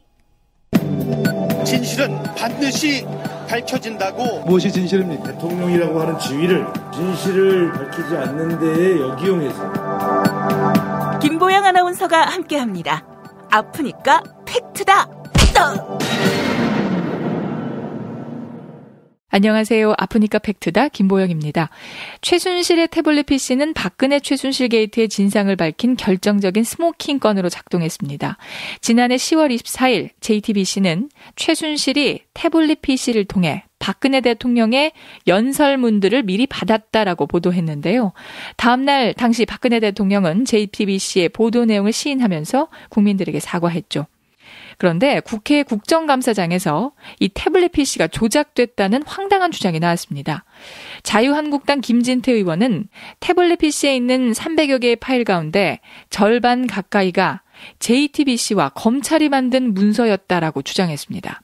이어서 JTBC가 태블릿 PC를 입수한 지난해 10월 18일부터 새로운 파일이 생성됐다고 덧붙였는데요. 하지만 이 기간에 생성된 파일은 이전부터 존재하던 문서를 열어봤을 때 자동으로 생성되는 프로그램 파일이었습니다. 즉 한글로 적혀있는 문서가 아니라 단순 프로그램 파일인 것인데요. 김진태 의원의 주장에 반박하는 정의당 노회찬 원내대표 그리고 한동훈 서울중앙지방검찰청 3차장의 발언 들어보시죠. 2016년 10월 18일 생성일은 이 문서가 생성된 게 아니라 이 문서의 캐시 파일이 생성된 날로서 즉 이 문서를 2016년 10월 18일 날 열어봤다는 그런 뜻이죠. 그렇습니다. 만일에 이게 이 태블릿 PC에 2014년 3월 27일로 생성일이 기록되어 있다면 JTBC는 이 문서 열어보지도 않고 기사를 썼다는 얘기가 되니까 그거야말로 더 큰 문제가 된다. 이렇게 2016년 10월 18일로 나오는 건 너무나 당연하다 이렇게 생각되는데 맞습니까? 포렌식 보고서상에도 실제로 다운받은 것은 2014년 3월 27일로 확신이 나왔습니다. 한편 일각에서는 최순실 태블릿 PC의 잠금 패턴을 JTBC가 어떻게 푼 것인가라는 의문을 제기했는데요. 태블릿을 입수한 JTBC 취재기자는 알파벳 L자로 잠금 해제를 시도했습니다. JTBC 기자의 휴대전화 잠금 패턴이 바로 알파벳 L이었기 때문인데요. 공교롭게도 단 한 번의 시도로 잠금 패턴이 풀렸습니다. 최순실 태블릿 PC의 잠금 패턴이 알파벳 L자 모양이었던 것이죠. JTBC 기자의 휴대전화 잠금 패턴이 대규모 촛불 집회 도화선이 된 셈이라고도 할 수 있겠네요. 지금까지 아프니까 팩트다였습니다. 자, 이거 먹고 제가 한번 볼일 봐가지고 바나나 나오는 바람에 원숭이들이 들고 그래가지고 네. 어우, 몇십 마리가 달라붙어가지고 시끄럽했던 기억이 있습니다. 네. 아침마다 원숭이를 불러 모으는 미궁 대장사랑이었습니다. 미궁 대장사랑 장실 굿모닝 화장실 바나 굿모닝 바나나. 야, 너 홍어 판다 그랬지? 팔지. 근데 홍어가 진짜 그렇게 몸에 좋아? 아니, 끝내준다니까. 우리 엄마 관절염인데? 홍어. 나 숙취는? 홍어. 마누라 다이어트는? 홍어. 큰이모 변비? 홍어. 작은 형 소화불량은? 홍어. 여동생 피부? 홍어. 큰 누나 주름? 홍어. 명절 때 선물은? 홍어라니까. 근데 비싸지? 열나 싸고 열나 맛있는 홍어가 있다니까. 어디? 알싸한 홍어. 1599-6456.com 혹은 1599-6456 전화 주문도 가능합니다. 골반 잡자 바로 잡자 바디로직, 허리 통증 바로 잡자 바디로직, 몸매 교정 바로 잡자 바디로직, 자세가 좋아지는 골반 교정 타이즈 바디로직. 검색창에 골반 교정 바디로직. 삐딱한 남성 골반 허리에도 역시 바디로직입니다. 바디로직의 효과를 못 느끼셨다면 100% 환불해드립니다. 자세한 환불 조건은 홈페이지를 참조하세요. 스페이드 퀴즈입니다. 돌잔치, 칠순잔치, 가게 홍보, 체육대회, 창사기념일. 정답! 기념품! 문제를 끝까지 들으셔야죠. 이럴 때 사용하는 판촉물이나 기념품, 답례품, 단체 선물 등을 취급하는 전문업체로서 국민을 위해 제대로 일하는 언론과 정당의 후원을 하는 판촉물 전문업체는 어디일까요? 정답! 네피알! 네? 어디라고요? 네피알! 네, 정답입니다. 판촉물이나 단체 선물이 필요할 때 이왕이면 우리 편 회사 네피아를 찾아주세요. 인터넷 검색창에 네피아를 치시거나 032-519-4800으로 전화주시면 친절하게 상담해드립니다. 그런데 상품은 뭔가요? 네피아를 가서 고르세요. 3만 가지가 넘는 물품이 있어요. 아빠가 달라졌다. 술 냄새를 풍기며 집으로 들어오면 자는 날 깨워 했던 말을 또 하던 아빠. 이제는 더 이상 날 귀찮게 하지 않는다. 아빠가 달라졌다. 자는 날 깨워 막무가내로 뽀뽀하며 볼을 비비던 아빠. 그걸 참을 수 있었던 건 그러고서 주는 용돈 때문이었는데 더 이상 날 귀찮게 하지도 용돈을 주지도 않는다. 아빠, 대체 뭘 먹은 거야? 몸, 마음, 지갑까지 날 지켜주는 술친구. 살아서 집까지 술친굼. 재구미율과 후기가 좋은 술친굼을 지금 네이버에서 검색하세요.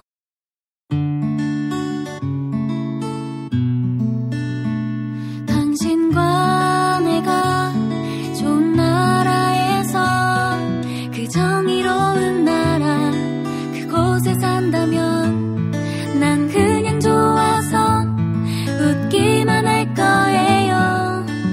당신의 뉴스 보좌관 김용민 브리핑.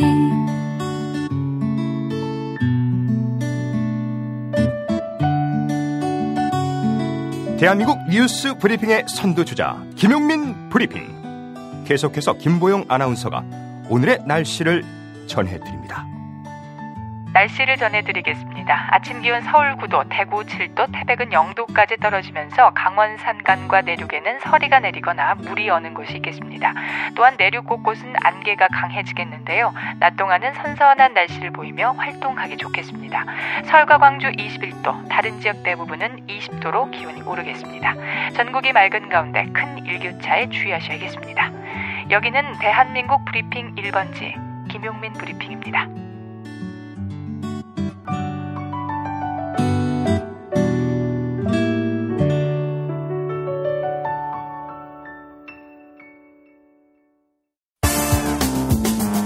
오늘을 읽는 책, 문학평론가인 국민대학교 국문학과 정선태 교수와 함께합니다.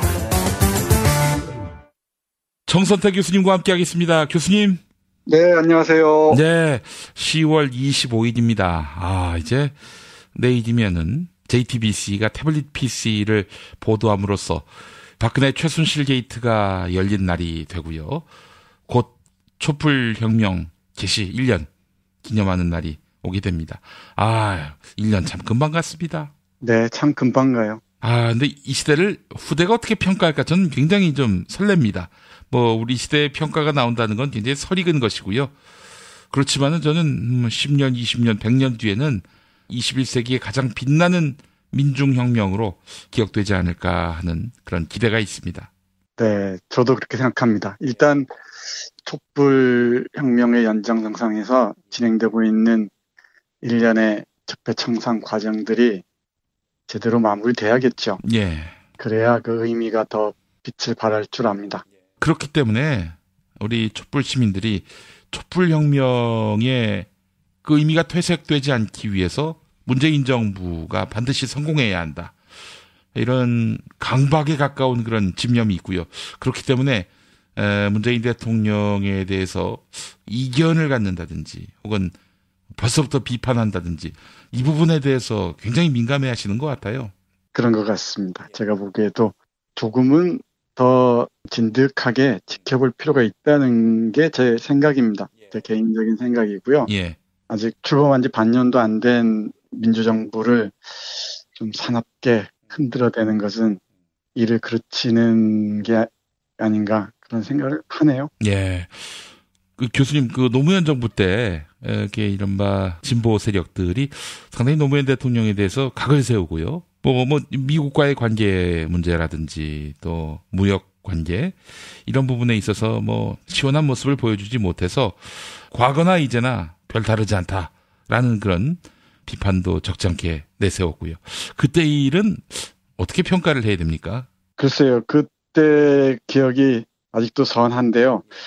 저는 어느 쪽이었냐면은 민주정부가 뿌리를 내리기도 전에 조금은 급진적으로 보이는 요구를 했던 게 저로서는 마땅하지가 않았어요.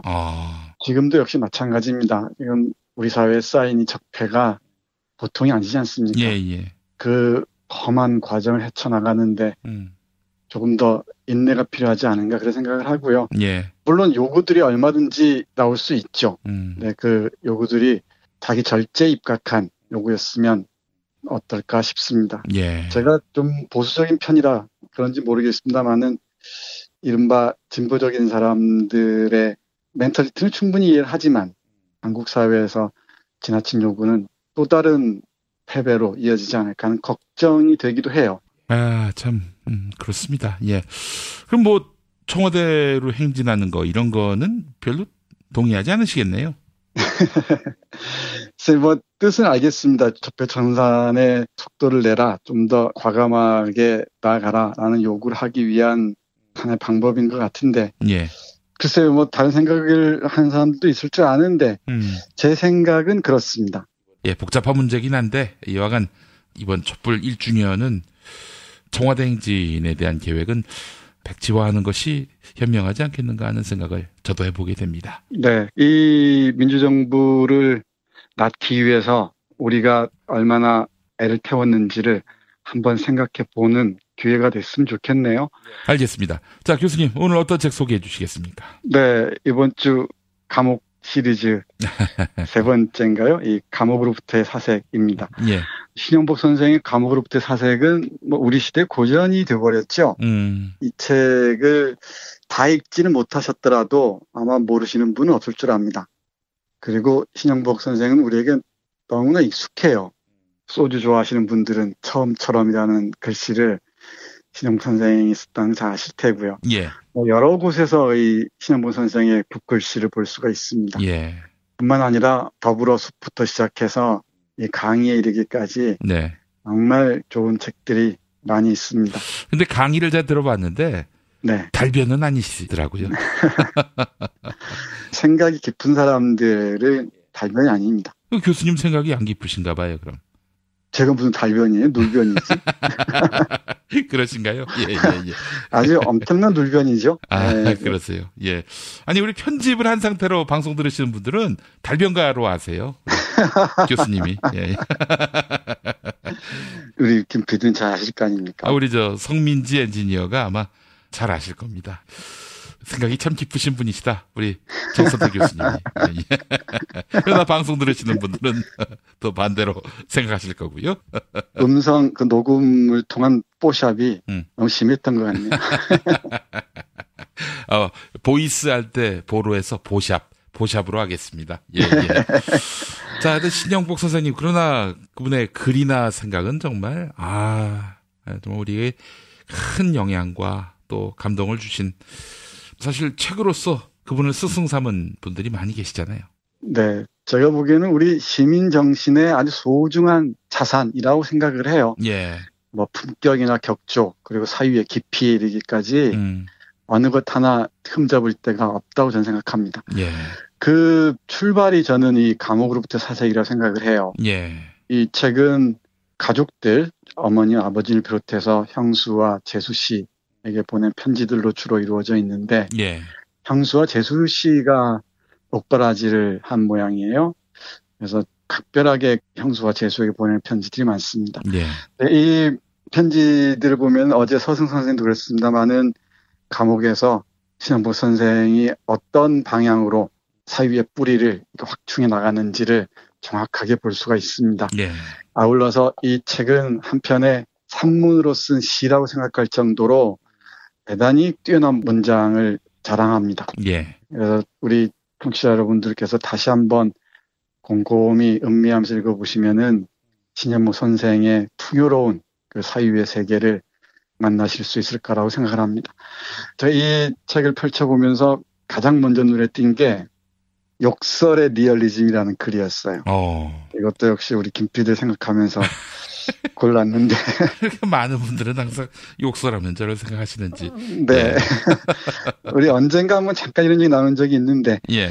이 욕설이라는 게 하나의 미학적으로 접근할 수도 있죠. 근데 욕설 한마디 입에 올리지 않는 엄격한 사람들이 오히려 뒤로 이상한 짓 하는 사람들이 많습니다. 네.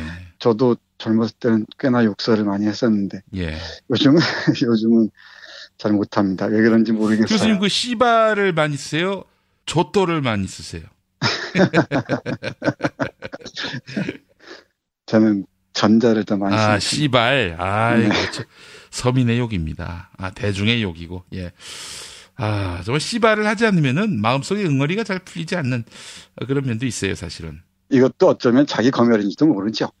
자기 무의식을 분출할 수 있는 통로를 스스로 차단하고 있는지도 모르겠습니다. 예. 해서 김 PD가 부러울 때가 많습니다.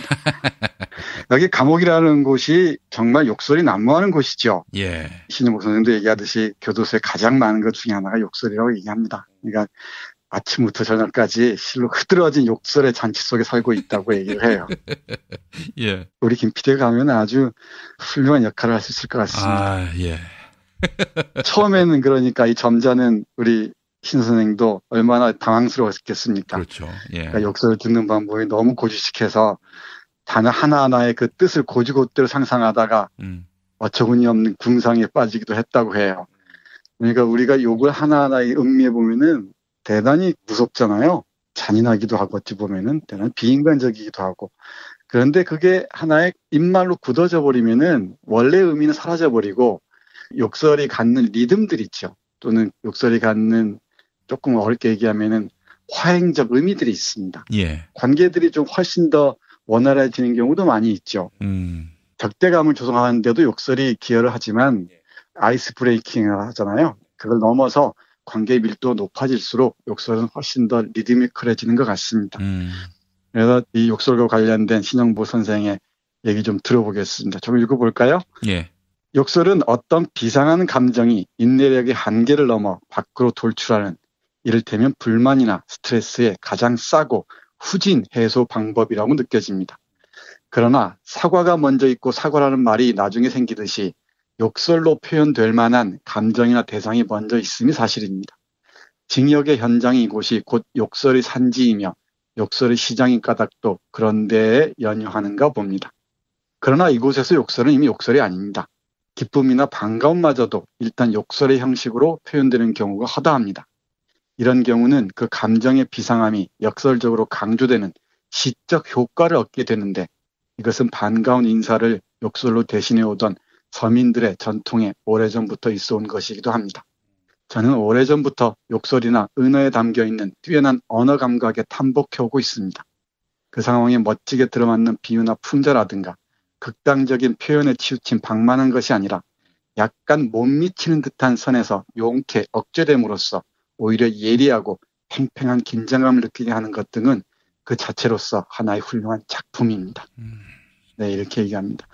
우리 김 PD의 욕설도 이런저런 시적 효과, 풍자의 효과, 어떤 골개 효과까지 또 나아가 어떤 팽팽한 긴장감까지 조성하는 그런 의미가 있다고 생각하고 또 그렇게 들어왔어요.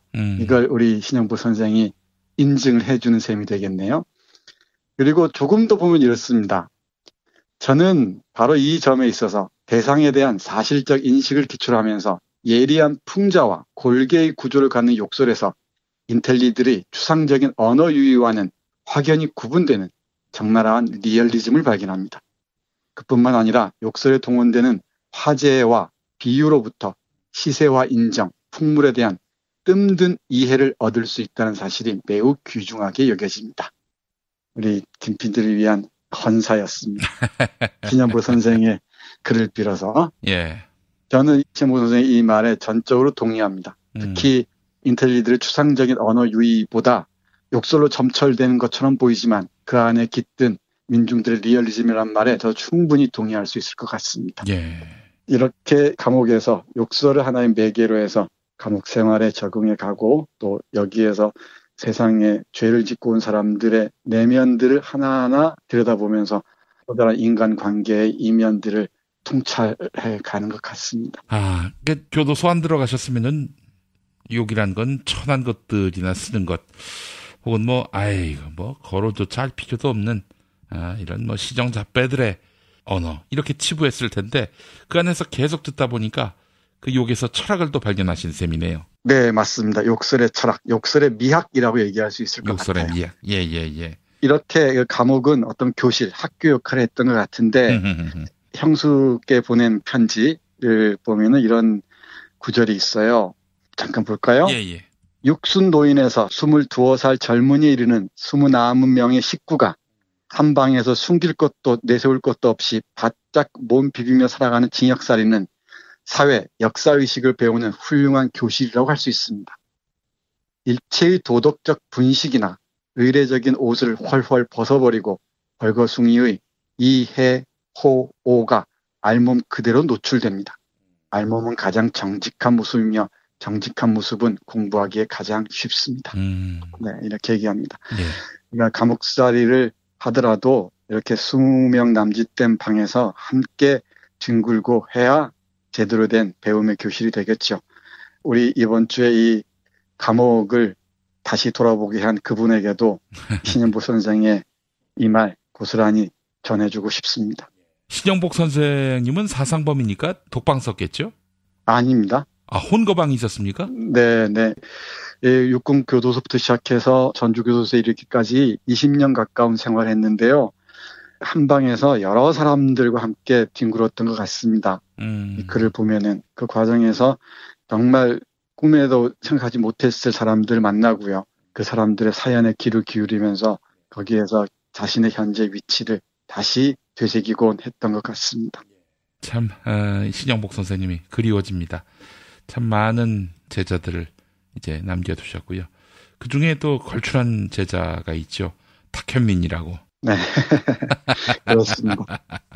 예. 특정 대학을 여기서 얘기해도 될지 모르겠지만은 사실 제가 보기에는 우리 한국 대학의 하나의 생명선과 같은 학교입니다. 그렇습니까? 저는 그렇게 생각을 합니다. 예. 그 과정에 중요한 역할을 한 분이 신영복 선생이라고 생각하고요. 그 밑에서 배운 학생들이 또 제자들이 오죽 훌륭하겠습니까? 네. 부러운 학교입니다. 그러면 신영복 선생의 그런 미추의 격을 따지지 않는 이런 추함에도 미학이 있다라는 그런 인식, 그것을 또 배운 후학들이 성에 대해서도 뭐 굉장히 거침없는 자신의 판타지들을 말로써 글로써 그렇게 늘어놓은 것이 아닌가 그런 생각이 들면서 탁현민의 배우는 신영복이다. 이렇게 얘기하는 것이 어떨지 하는 생각을 해봤습니다. 네, 그럴 수도 있을 듯합니다. 예. 아울러서 이 책에서 우리 여러분께 꼭 들려드리고 싶은 구절이 또 있습니다. 고독에 관한 성찰이 곳곳에서 빛나는데요. 예. 그중에 한 편 보겠습니다. 오늘은 유난히 햇빛이 밝은 날입니다. 어제 내린 비가 온갖 먼지를 씻어낸 자리에 오늘은 일제히 햇빛이 내려 쪼이고 있습니다. 멀리 산림과 눈앞의 벽돌담이 다 함께 본래의 색깔로 빛나고 있습니다. 나는 이 넓은 햇빛 속에서 가끔 우렁찬 아우성 소리를 듣는 때가 있습니다. 낮은 소리에서부터 서서히 음계를 높여가서는 가장 높은 꼭대기에서 폭발하는 합창으로 되는, 아니 소리가 빛이 되는 그런 순간이 있습니다. 오늘도 씻은 듯 맑은 산림과 벽돌담에 은총처럼 쏟아지는 햇빛이 방금이라도 우렁찬 아우성으로 비약할 듯합니다. 자연의 위대함에 경탄하다가 창가에 목을 빼고 있는 나 자신에게로 돌아오면, 광막한 자연으로부터 지극히 사소한 나의 애환으로 돌아오면 순간 고적감이 송곳같이 파고듭니다. 고적감이 뭡니까? 고독, 쓸쓸함, 이 정도로 보시면 될 것 같습니다. 예. 고독한 상태는 일종의 버려진 상태입니다. 스스로 나아간 상태와는 동일한 조건이라고 하더라도 그 의미는 전혀 다릅니다. 창조의 산실로서 고독을 선택하는 사람도 있겠지만 고독은 무엇을 창조할 수 있는 상태가 되지 않을 것 같습니다. 지금 내가 처하고 있는 이 어두운 옥방의 고독이 창조의 산실이 될 수는 없는 것입니다.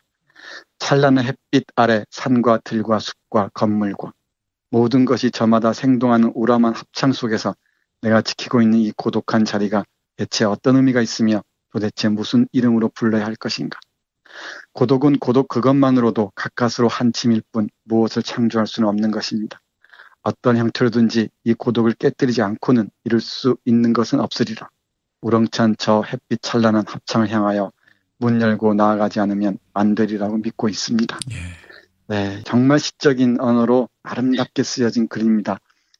고독한 상태를 버려진 상태라고 얘기는 하지만 사실 조금 더 글을 읽어보면은 신영복 선생은 이 고독을 깨고 나가면서 정말 소중한 자기 사유의 알맹이들, 고갱이들을 길어 올렸던 것 같습니다. 예.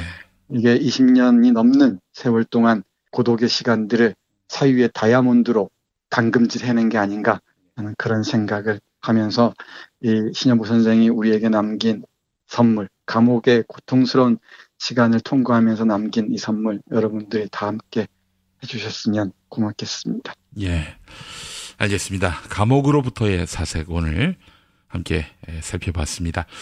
소개해 주신 정선태 교수님 말씀 잘 들었습니다. 네, 고맙습니다.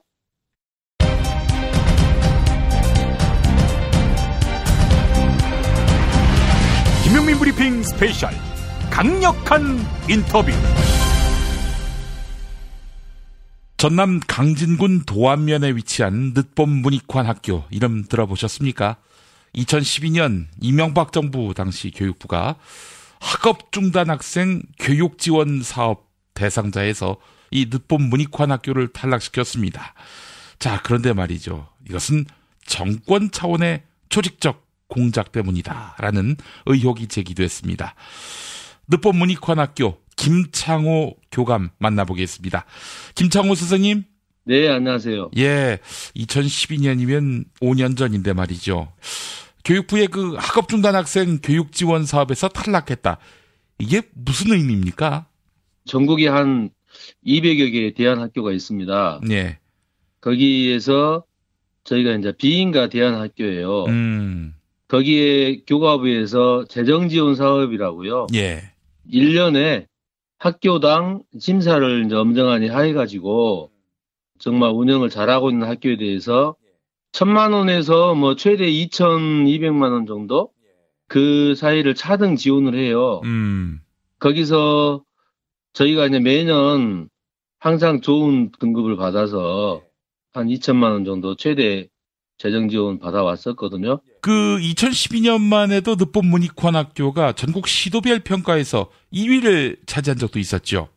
네, 그랬었죠. 도교육청하고 그 심사위원단이 있어요. 장학사, 현직 학교 교장 선생님들 이렇게 그 심사단이 직접 실사를 해서 평가를 합니다. 예. 서류도 하고 직접 현장 방문해서 엄격하게 평가를 하시거든요. 예. 거기에서 저희가 이제 전남 8개 학교에서 전남도청 전 분야에서 저희가 압도적으로 1위를 했었죠. 예. 그러니까 나쁘게 평가받을 여지가 없는 학교인데 지원 대상에서 탈락됐다. 이건 뭐 당연히 공작으로 볼 수밖에 없는 건데 전재수 더불어민주당 의원이 관련한 문건을 들춰냈죠. 그 내용을 좀 소개해 주시죠.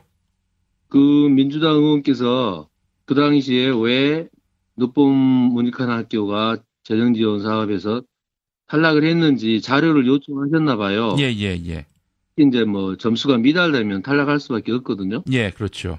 근데 보니까 자료를 이제 도교육청에서 제시한 자료를 보니까 교육 학교 운영 실태라든가 교과 과정, 교육 내용, 교육 시설, 교육 환경, 급식 여러 가지 영역에서 객관적으로 평가를 하시거든요. 그분들이 도교육청 거기 실무자하고 장학사님들, 현 교장 선생님들 몇십 년 동안 교육 현장에 계신 분들이기 때문에 예. 그냥 척 보면 잘 아십니다. 예. 그러지 않겠습니까? 전문가들이.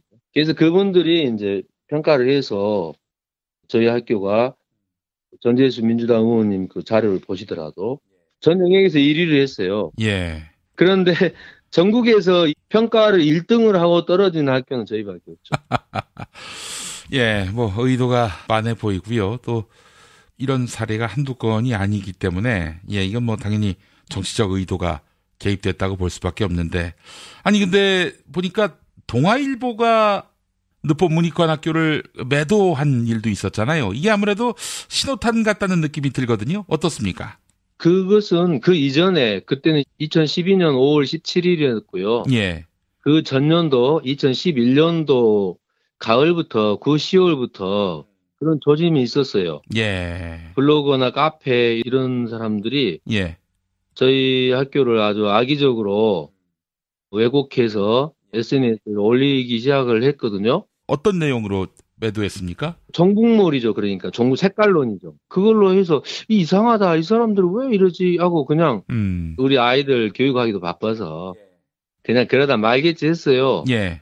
그런데 그게 아니었더라고요. 이제 지금 보니까 그때 동아일보가 했는데 딱 그 기사를 보는 순간 잘 짜여진 각본에 따라 만들어진 공안 냄새가 나는 기획 기사다. 그냥 보는 순간 딱 느낌이 오더라고요. 종북몰이다 이렇게. 아니 그렇다면은 뭐 어떤 대처나 대응 이런 거 안 하셨습니까? 그때 이제 저희가 동아일보 왜곡 보도에 대한 해명 자료 바로 통일부랑 교육부 이렇게 보내고 기자회견도 하고 성명서도 발표하고 전국 기장 기독교 장로교회 총연합회에서도 있을 수 없는 일이다 반박 보도를 하고 저희 대한교육연대라고 있어요. 대한학교 한 7, 80여 개 이렇게 모여서 함께 결성한 단체인데 예. 우리 대한교육연대에서도 강력하게 반박 성명 내주시고 저희와 함께 했죠. 하지만 이명박 정권은 문익환 학교를 고사시키기 위해서 공작을 그치지 않았고 그렇게 해서 상당히 많은 신입생이 떨어져 나갔다 이런 얘기도 제가 들었습니다. 그게 이제 잘 짜여진 각본에 따른 것처럼 일사불란하게 움직였거든요. 예. 동아일보에서 저희 학교에 와서 취재해본 적이 없어요. 한 번도 와서 뭐 궁금한 점이 있다는 이런 물어본 적도 없고 일방적으로 이렇게 일면에 시골에 있는 조그만 학교를 그렇게 했거든요. 예. 그러니까 이제 그 다음에 다른 신문사에서 받아서 사설이나 칼럼으로 더 추가해서 왜곡시키고 그러니까 이제 그 인터넷 여러 신문 매체들 있잖아요. 예. 정말로 이제는 막 무슨 뭐 인민군 양성소다 막 그런 식으로까지 이제 확대 왜곡해서 야급수적으로 퍼뜨리더라고요. 예. 그러니까 그것을 이제 받아서 블로거들, 카페지기들 뭐 이런 분들이 또 어마어마하게 퍼나르고 다시 거기에 또 댓글 또 달아서 뭐 이렇게 하고 이제 그런 식으로 하다 보니까 아무래도 늦범학교를 이제 검색을 하면 그런 악의적인 기사들이 광범위하게 나온 거죠. 그러다 보니까 저희가 많이 힘들었습니다. 사실. 결국에는 그 역시도 국정원의 어떤 공작이 아니겠는가 하는 그런 추정을 해보게 되는데 말이죠. 자, 늦봄 문익환 학교. 말씀하신 대로 종북몰이의 대상이 될 수조차 없는 그런 학교이고 또 결국에는 이제 늦봄 문익환 목사의 정신을 계승하는 그런 차원을 악의적으로 왜곡한 것이다라고 볼 수밖에 없는데 늦봄 문익환 학교 좀 소개해 주시죠. 이게 문익환 목사님하고 어떤 관계가 있습니까? 한마디 더 말씀드리자면 그 동아일보 해당 기자랑 동아일보사 또 악의적으로 받아서 더 확대했던 신문사들 대상으로 해서 저희가 소송을 했고요. 그래서 2년 후인 2014년도 4월 달에 그때 저희가 법원으로부터 강제 조정 승소를 했어요. 아, 예. 해당 기사를 데이터베이스에서 삭제하도록 강제 삭제하고 정정 보도 및 반론 보도를 실어라 이렇게 법원 판결을 받았습니다. 예. 그래서 저희가 승소를 했는데 그럼에도 불구하고 잘 아시잖아요. 일단 한번 이미지를 이렇게 딱 훼손을 하면은 그게 참 회복하기가 쉽지 않았습니다. 그래도 이제 많이 다시 심기일전해서 열심히 하고 있고요. 늦봄 문익환 저희 학교는 늦봄 문익환 목사님 제자들 옛날 예. 또 문익환 목사님의 삶과 철학을 존경하는 그런 시민들, 지인들이 2005년에 130명 정도 전국 각계 인사들이 그런 분들이 모여서 늦봄 평화교육사업회를 만들어서 2006년 3월부터 지금 기숙형 대안학교를 운영하고 있습니다. 기숙형 대안학교로서 늦봄 문익환 학교. 네. 전남 강진에 있는 작은 시골 학교인 것 같지만 상당히 주목받는 대안학교. 그러다 보니까 뭐 전국에서 1등한 그런 대안학교가 되지 않았나 하는 생각이 듭니다. 이 학교는 어떻게 운영되는 학교인지 궁금하네요. 일반 공교육 학교와는 어떤 점에서 교육 철학이 다른지도 궁금하고요. 저희는 일단 이제 비인가 대안학교여서요. 예. 학력 인정을 받기 위해서는 이제 검정고시를 보고 있었고요. 예. 그리고 이제 일반 공교육 학교는 주로 이제 입시 시험 위주지 않습니까? 그렇죠. 예. 저희는 이제 그런 입시나 시험 그런 건 달리 아이들의 생명과 영성 그리고 자율과 공동체, 삶의 교육, 어떤 가치관 교육, 인성 교육입니다. 예. 경쟁보다는 협력, 개별화보다는 함께 더불어 살아가는 법, 차별적이고 어떤 효율과 기능을 앞세운 교육 현실이잖아요. 예. 그러나 저희는 이제 그런 것보다는 아까 말씀드린 서로 협동하고 또 더불어 살고 배려하고 나누고 그러면서 동시에 자립할 수 있도록 스스로 농사 살림이라든가 몸과 손발을 쓰는 그런 활동 교육을 많이 실시하고 있죠. 실제로 보니까 농사도 짓네요, 학생들이. 네네, 아주 잘 짓습니다. 예. 농사 살림이 아주 큰 교육입니다. 예. 근데 아마 많은 학부모님들은 이 학교 나와서 학생들이 어느 학교로 진학할까 여기에 관심이 많으실 것 같아요. 관심사니까 한번 여쭤보겠습니다. 학생들의 진로는 어떻습니까? 아이들의 진로는 이제 저희가 진로 찾기도 있고요. 인턴십 과정도 있고 교과 과정의 꿈 찾기라든가 대안사실 찾기, 철학 여러 가지 아이들 진로 관련된 교과 과정도 있는데 보면은 아이들 스스로 이렇게 자기를 찾아가는 학습과 교과 과정을 통해서 어느 정도 학년이 올라가면은 스스로 자기 진로에 대해서 고민을 하더라고요. 그리고 이제 뭐 많은 분들이 이제 대안학교임에도 불구하고 진학 문제에 대해서 관심을 갖고 물어보는 분들이 많이 계세요. 예. 근데 아이들이 스스로 생각해서 자기가 나아갈 진로와 관련해서 대학 과정이 필요하다면은 스스로의 필요에 따라서 또 열심히 공부를 하고요. 거기 또 진학을 합니다. 예. 또 봐서 굳이 대학 교육 과정이 자기 꿈을 펼치는데 그건 도움이 안 되겠다 싶으면은 그거 뭐 과감하니 자기 자신의 길로 가기도 하고 그렇게 아이들 스스로 자기가 할 길을 잘 찾아가고 있는 중입니다. 자, 그렇다면은 내 아이를 한번 늦보 문익환학교에 보내고 싶다 이런 마음이 들게끔 이 학교에는 다른 학교에 비해서 없는 이것이 있다.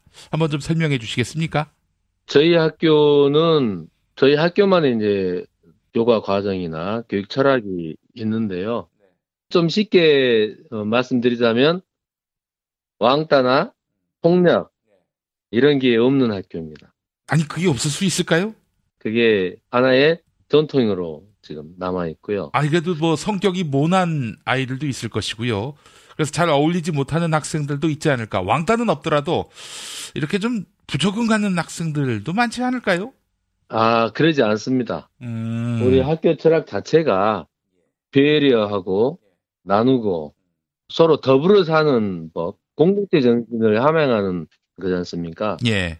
그러다 보니까 사실 이제 처음에는 초등학교 6년 동안 습관화되다시 했던 욕설이라든가 불평, 불만이라든가 이런 것들이 남아서 그대로 올라오죠. 네. 근데 저희가 이제 우리 학교 교육 철학이나 교과 과정 속에서 그런 것들을 녹여내고요. 와서 함께 어우러져 사는 법부터 가르친다. 이 말씀이군요. 그렇죠. 그게 가장 중요하다는 거죠. 인간관계. 농사 지으면서도 그런 것들이 많이 함양됩니까?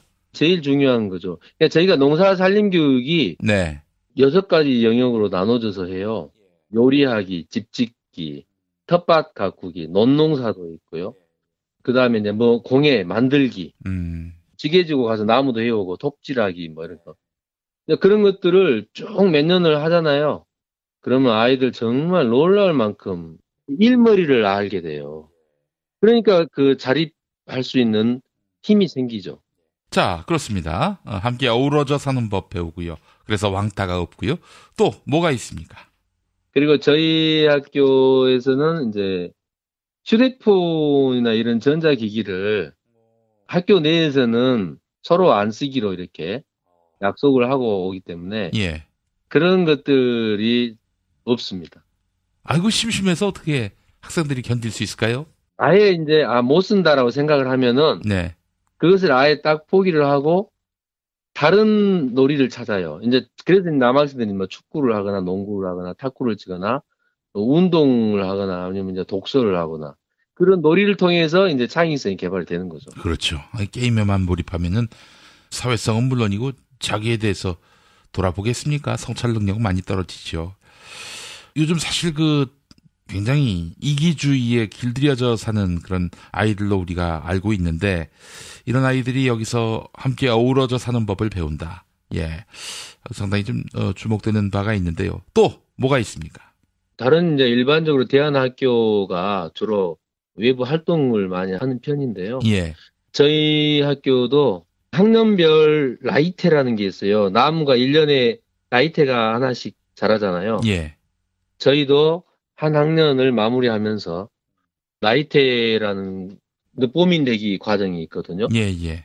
그래서 라이테 늦보미 내기 과정을 아이들이 다녀오면 굉장히 성장을 해요. 그러니까 1학년 때 땅끝기행이라고 해서 2박 3일 동안 왕복 한 100km 되는데 그것을 이제 다녀와요. 그리고 2학년 때는 이제 수행체험이라고 해서 7박 8일 정도로 자기를 성찰을 하고 명상도 하고 독서도 하고 성찰해 가는 과정을 하거든요. 예. 그리고 이제 3학년 때는 3박 4일로 이제 지리산 종주, 구례 하엄사에서 시작해가지고 3박 4일로 천안무 일출까지 보고 내려오는 나이테 과정을 하고 있어요.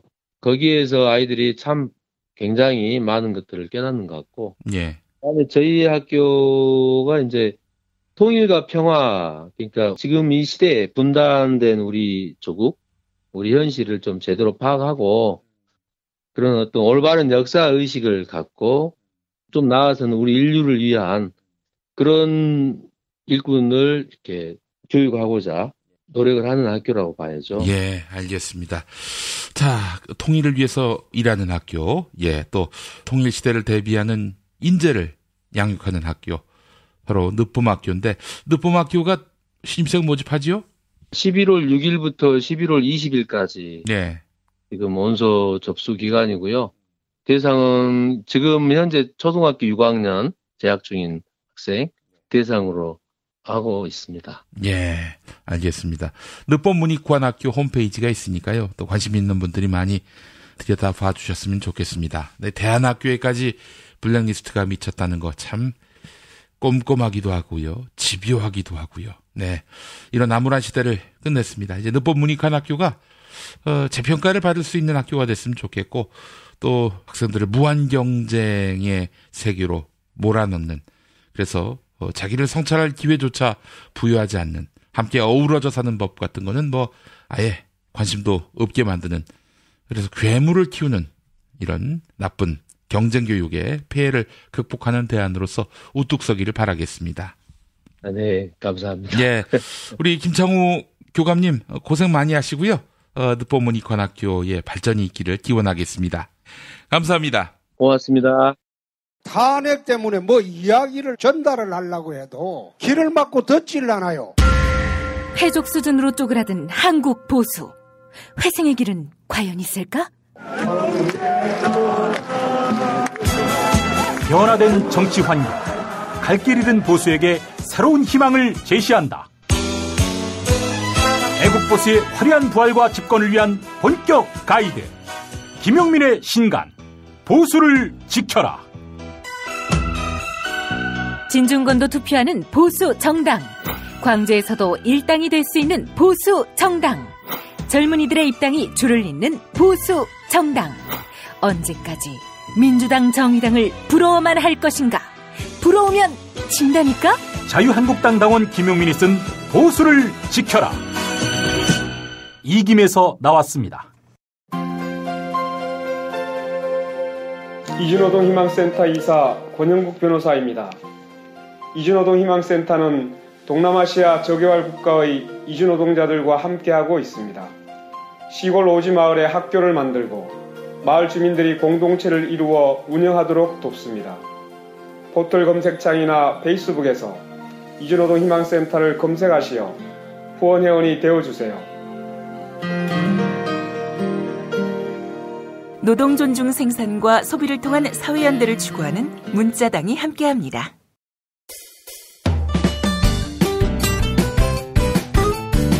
뉴스포렌베리 순서입니다. 팔로워 88만이 넘는 김용민 트위터에서 매일 설문조사가 진행되고 있습니다. 바로 1년 전 오늘 박근혜 전 대통령이 JTBC의 최순실 태블릿 PC 보도를 인정하고 대국민 사과를 했지요. 최순실 태블릿 PC 보도는 서울 광화문 촛불 민심의 불씨를 당겼는데요. 이번 주 토요일 광화문에서 촛불 1주년 대회가 열립니다. 그런데 집회 이후에 진행될 행진 경로를 놓고 설왕설래가 한창입니다.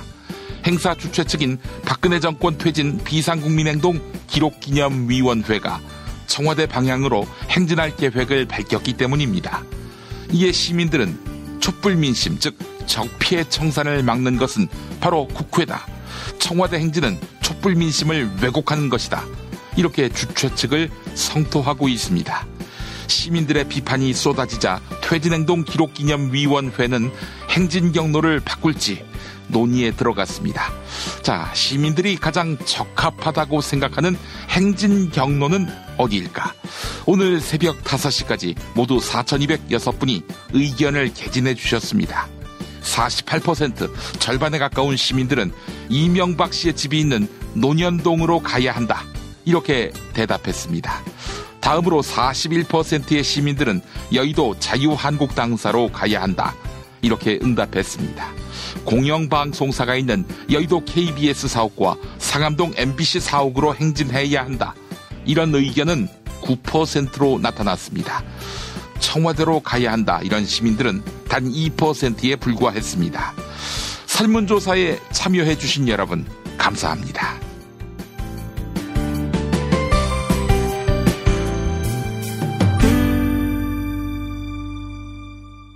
팟캐스트 포털 팟빵의 김용민 브리핑 게시판에 올라온 사연 일부 만나보겠습니다.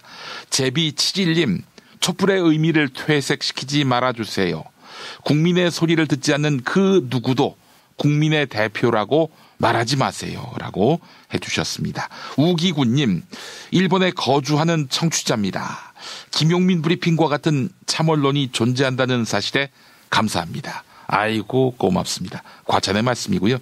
네, 저희가 나름대로 역할을 잘한다라고 판단하시면은 다른 것보다도요, 우리 광고주님들의 물품 많이 구매해 주시기 바랍니다. 그게 저희를 가장 확실하게 도와주시는 겁니다. 노스트라다님, MBC 김장겸 사장이 항복 선언을 할 때가 다 됐는데 아직도 버티고 있네요. 무슨 꿍꿍이가 있는 것일까요? 라고 의견 보내오셨습니다. 감사합니다. 2017년 10월 25일 수요일 김용민 브리핑 모두 마치겠습니다. 애청해주신 여러분 감사합니다.